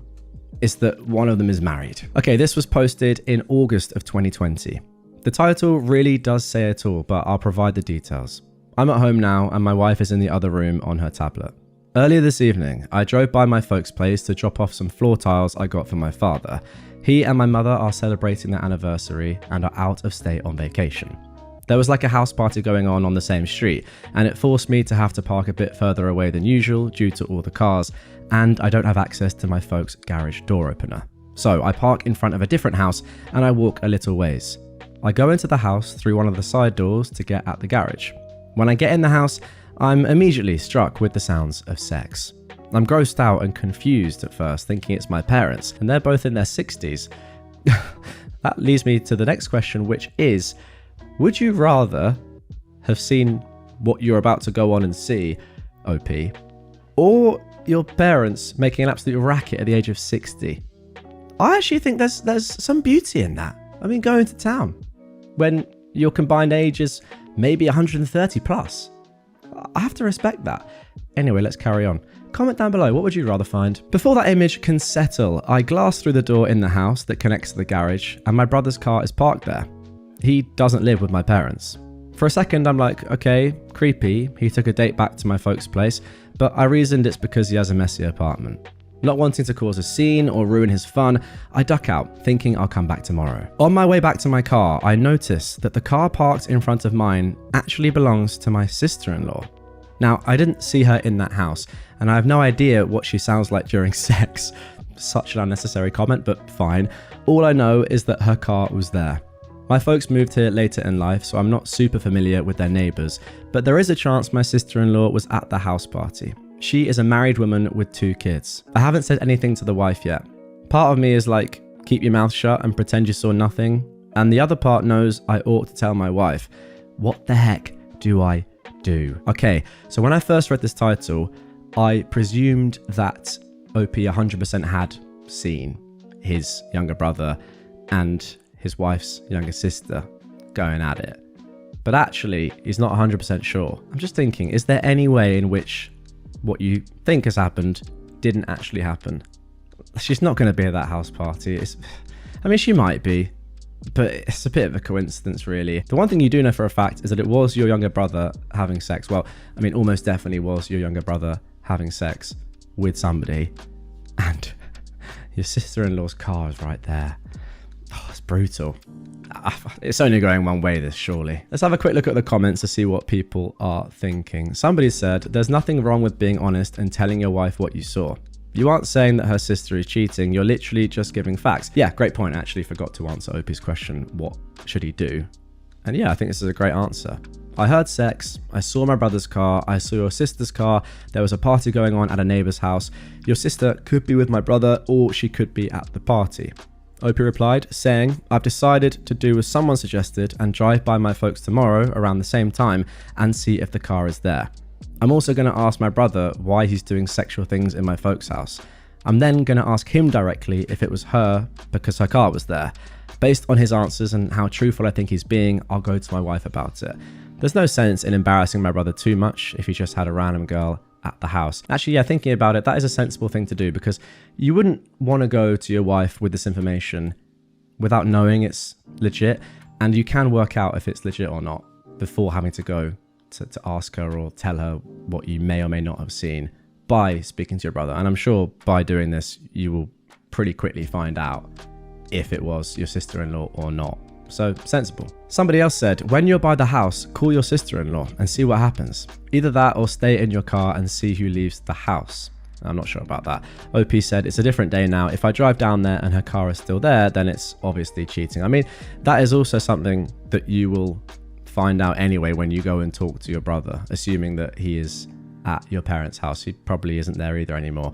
It is weird though. Her sister's husband's parents' house. I think that's right, yeah. So she's gone to her sister's husband's parents' house to have sex. That is like so weird and also like really risky as well. I mean, even if it is with OP's younger brother and he's like, yeah, it's cool, don't worry, my parents aren't going to be there. Surely you'd be like, then again, it is cheating. Like, you've got to go somewhere, don't you? Anyway, it's that time. 2 days later, we got this update. Well, I had the day off today and it was still gnawing at me. To catch everybody up, I'd gone by my parents' house yesterday to drop off some floor tiles. My brother, who doesn't live with them, had his car in the garage and there were sounds of 2 people having sex. As not to interrupt and cause embarrassment, I left. My sister-in-law's car was parked on the street, but there was a house party, so she may have been there. I don't think she was, but here we go. Well, today I went to drop off the tiles and neither car was there. I neglected to mention any of this to my wife and decided to just talk to my brother first to see what was going on. As he wasn't there, I figured I'd go pick up a case of beer and drive over to see him. Make up some story about being in the neighborhood.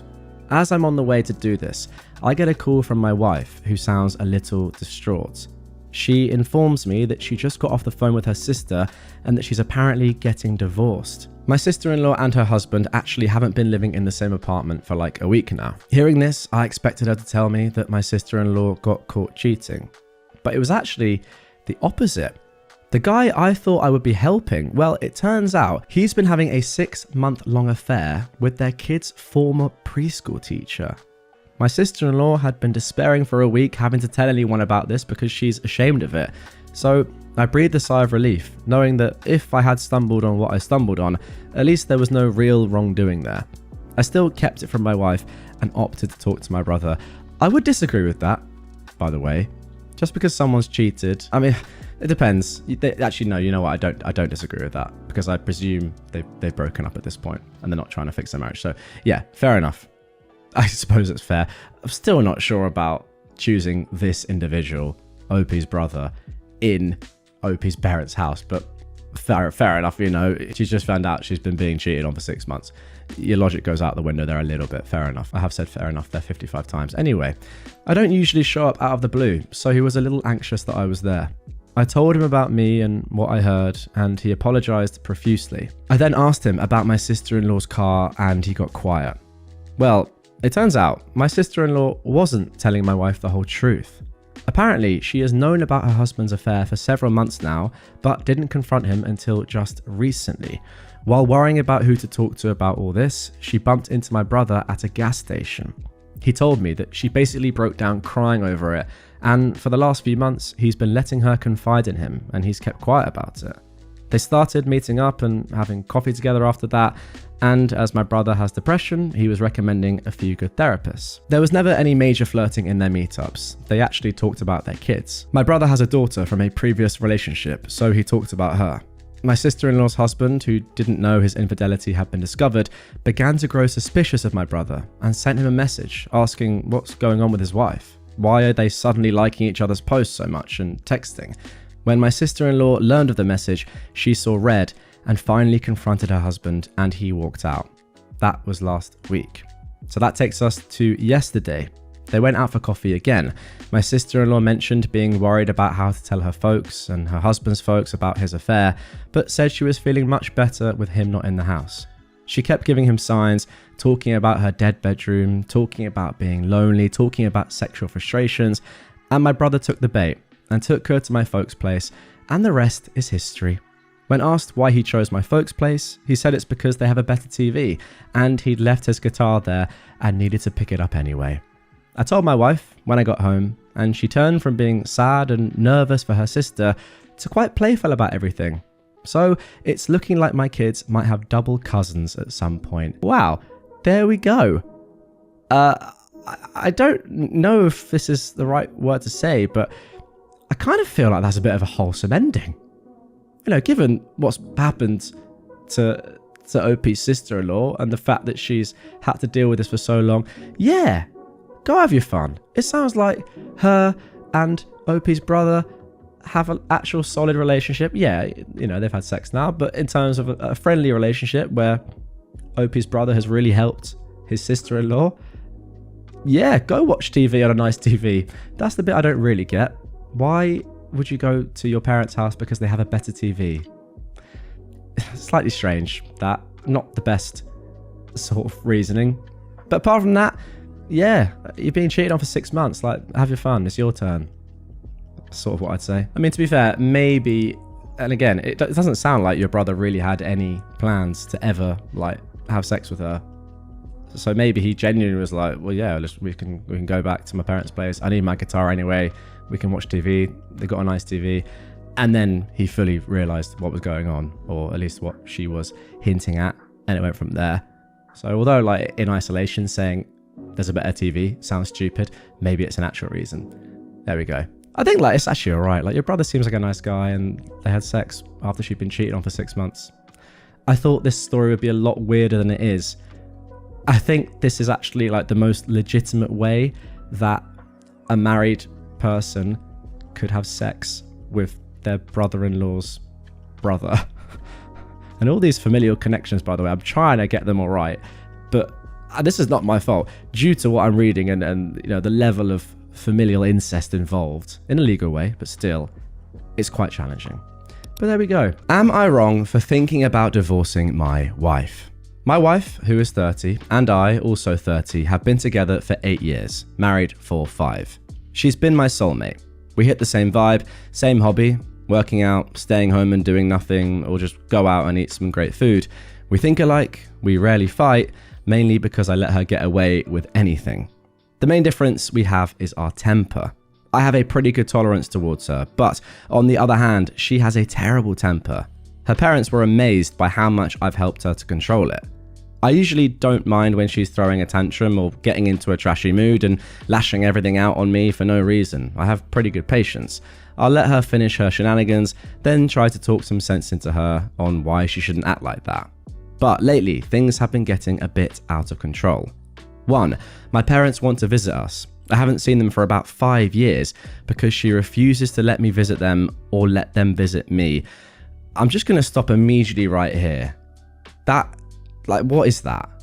I don't need to read any more of this to, first of all, answer the question, no, obviously you're not wrong for thinking about divorcing your wife. And secondly, to say this is much more serious than divorce. That is like controlling abuse.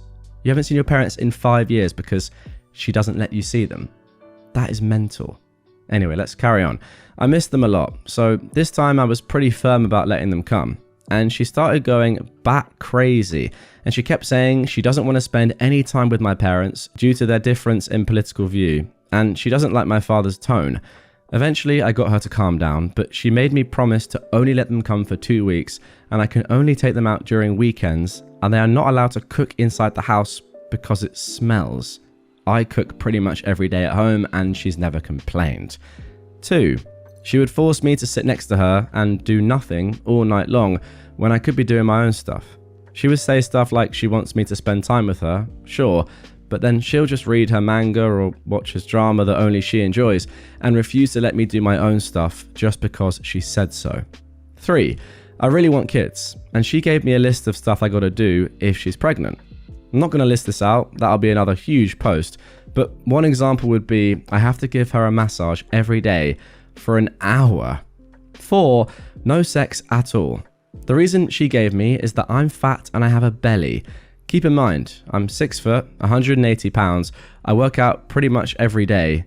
I do have a little bit of belly fat because of my love towards soda, but come on, no one else thinks I'm fat except her. I'm pretty sure I'm also exactly these height and weight measurements. I mean, I'm like 6 foot, 6 foot and a half, and I weigh 80 kg. So that's about 180 pounds, isn't it? Yeah, it's 176 pounds. I mean, you let me know in the comments down below. You can't see my full body. I'm not going to do a full body reveal. But am I fat? I don't think so. Number 5. Oh, God. I mean, if it wasn't bad enough, she really likes to hit me. And she kept saying I enjoy it when I've expressed my dislike and repeatedly told her to stop.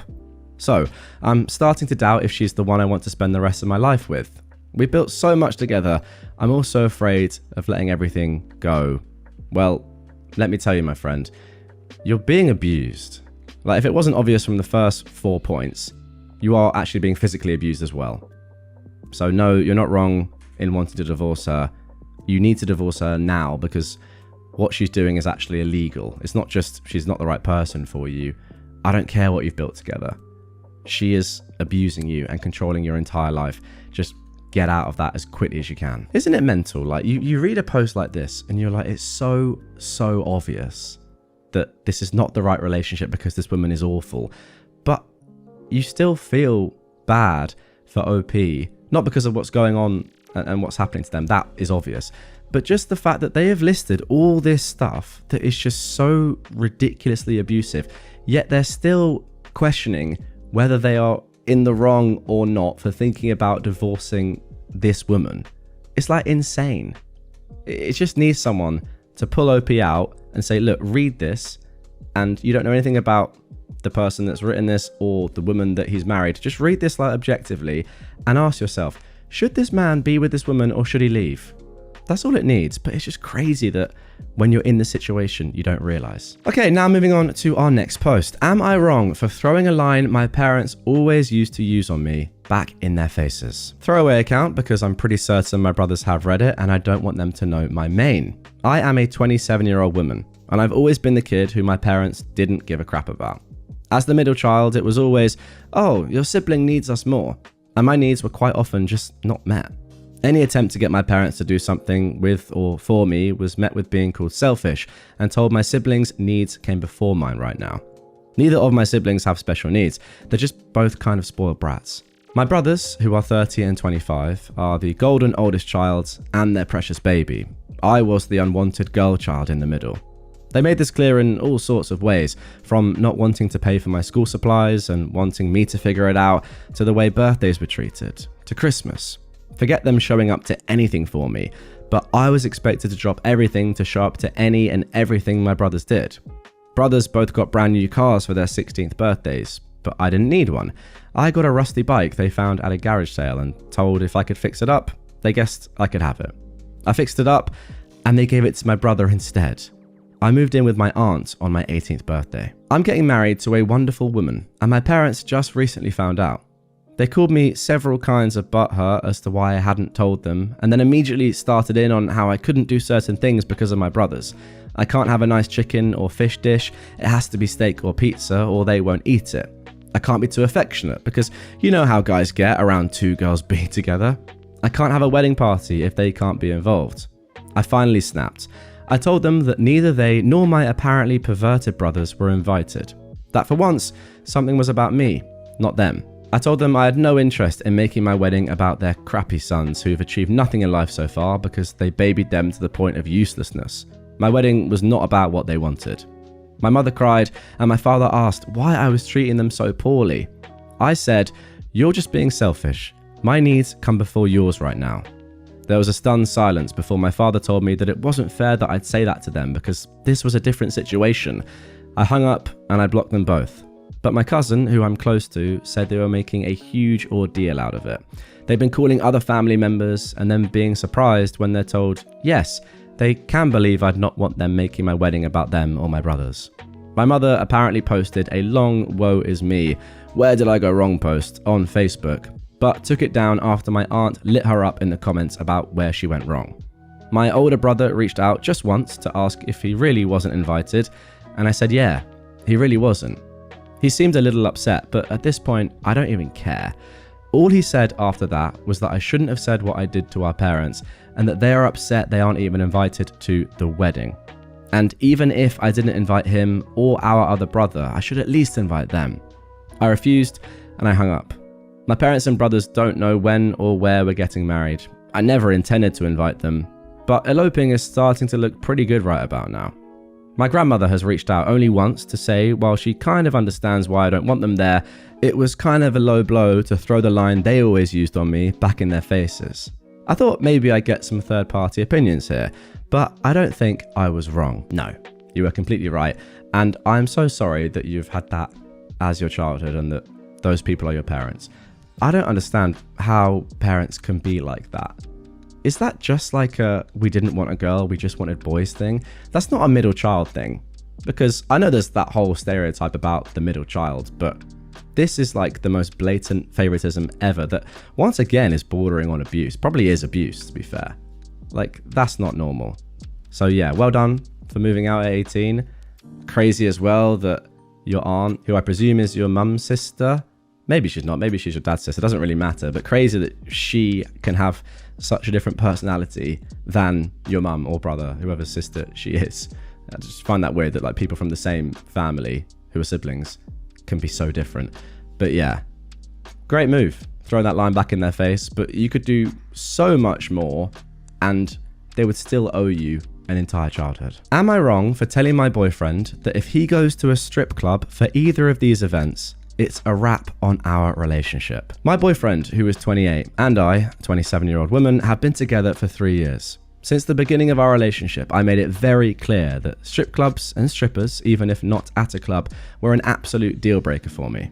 I told him I will not be with somebody that goes, and if he ever does, it's the end of our relationship and I will walk away. My boyfriend has a pretty close group of friends, and in this group are two of his cousins, Charlie, who is a 32-year-old man, and James, who's almost 30.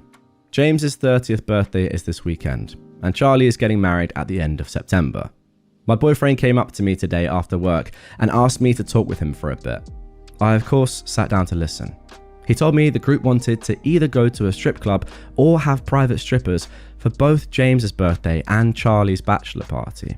He went on to explain that 30 is a milestone birthday and Charlie only plans to get married once, so this is the one time he will have a bachelor party and get married. Very strange sentence. Yeah, I only plan on getting married once. I mean, do some people plan on getting married multiple times?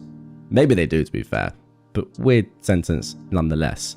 He said he knows I'm against strippers and strip clubs, but could I just be cool with it for these two events and that he would make it up to me? I immediately said no. He just repeated, no? Back to me. I confirmed that I did say no. I told him that while I can't forbid him from doing something and I cannot control him, I can choose how I respond to the boundary stomping and the disrespect. He asked what I meant by that, and I informed him that if he did go to a strip club or have strippers, the relationship would be over. He got very peeved and asked, did you expect me to just not go to either party or leave if strippers are a part of it? I informed him he did not need to attend, but yes, if he wanted me to stay in a relationship with him, I did expect him to leave if strippers get involved in the plans. He got even more upset and said that would be embarrassing and all the guys would rag on him. I told him what would be embarrassing would be disrespecting a boundary I laid out before we even became official. I told him that strippers were a hard no for me before we became official, so he could decide if he was okay with that. And if they'd rag on him for not participating in strippers, then they're not really good friends. He ended the conversation and has been short with me ever since. What I will say is that it's very interesting that you even had that conversation with your boyfriend before you became official. Like, that is not a conversation that I would ever expect to have with anyone that I was going to become official with or was just seeing or anything, because it's just, in my opinion, the most unnecessary conversation. It's like saying before you become official with somebody, so just checking, right? If you cheat on me all the time with loads of women, you know that that's not going to run in our relationship. Like, I'm going to have to break up with you. For me, it's like the same as that. Like, obviously, your girlfriend is not going to want you to be around strippers or go to strip clubs. Like, that is obviously a deal breaker. Like, with my girlfriend now, we've never talked about strippers because why would you need to talk about strippers? I'm not going to go to a strip club or have strippers involved. I kind of get it in this situation. Like, you know, I do think the whole thing about like strippers at bachelor parties or like stag do's and going to strip clubs or that sort of thing. Like, I know that is a thing. I know people do that. I don't get that. Like, I'm thinking about my mates. Yeah, maybe there are a couple who would do that, but the vast majority would be like, no, that is just ludicrous. And yeah, obviously it's not for me, but it's just a weird thing anyway. Also, is it that hard? Like, go on the stag do, go on the bachelor party, sure, but then just like go to a pub or go to a bar when strippers get involved. That's what I'd do. I just don't really think you'd want to be in that situation anyway. If you've got like a naked woman in front of you who is doing crazy stuff, surely you're thinking in the back of your mind or like in the front of your mind, like, I've got a girlfriend. Like, she's the only woman that I see naked and I've just got this random stripper in front of me naked. Doesn't seem very faithful to me. But yeah, I mean, maybe if he's actually questioning this, he might just not be the right person for you anyway, because it's just so dumb. Also, you did just blatantly outline it to him at the start of the relationship, so he can't even say or try and like wrangle his way into making this allowable. But yeah, so weird. Like, if you are a bachelor and you're a fiance, that is just cheating if you go to a strip club or like buy a stripper. And also, it's not as if you're single. Like, this is in the lead up to your wedding. That whole thing is just completely weird to me. Now for our last post of this episode. Shamed for showing affection to my teenage son. I am a 33-year-old father. My spouse and I recently adopted our son in February 2024. He just turned 13 this month. Over the weekend, my son wanted to go to Sky Zone, so we spent father-son time. During my snack break, I sat on a booth. He came over for a break and wanted to lay down on me while he watches YouTube. I stroke his hair. After my son went back to join the other teens for dodgeball, a parent came over to me to tell me that it was inappropriate to show affection to a teenager, especially between two males, in public around younger kids. He also said that I seemed to be a pedo and threatened to call the cops. I explained to him he's my adopted son, so of course we don't look alike. Our skin colours are different. He then proceeded to walk away and grab a staff member. That triggered my anxiety. I grabbed my son and we went home. I cried in the car. I told him the reason and he became upset and comforted me. My son lived in 12 foster families since he was 4 prior to joining mine for life. He witnessed his father kill his mother. His father is serving life in prison. His first foster family were his maternal grandparents.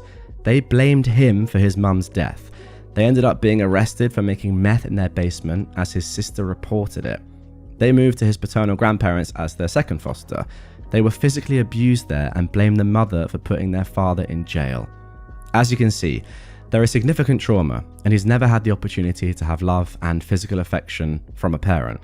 I'm still anxious and upset about this, and need to hear I'm not at fault for wanting to be a good dad that he's never had. Wow. That is just mental. Yeah, we don't need to speak too much about this. First of all, that is just shocking to hear. Secondly, no, obviously you're not wrong at all. Like, as long as your son is chill with it and is like enjoying it. I mean, like, if he wasn't enjoying it, it was like, dad, get off, then yeah, I mean, don't do it. But no. Like, also, doesn't matter what age your son is or what gender it is, by the way. I mean, that comment is just crazy. Like, if you're an 80-year-old dad and you want to stroke your 60-year-old son's hair, I would say that's slightly more weird, but I mean, you guys do what you want to do. It's not like weird to other people that are there. It's not off-putting or whatever this woman said. What did she say? She said it's inappropriate to show affection to a teenager in public around younger kids. Well, it's not though, is it? So, yeah, do whatever you guys want to do. Like, it's your life. And imagine like actually going over to somebody and saying that. So strange. Obviously, you're not wrong.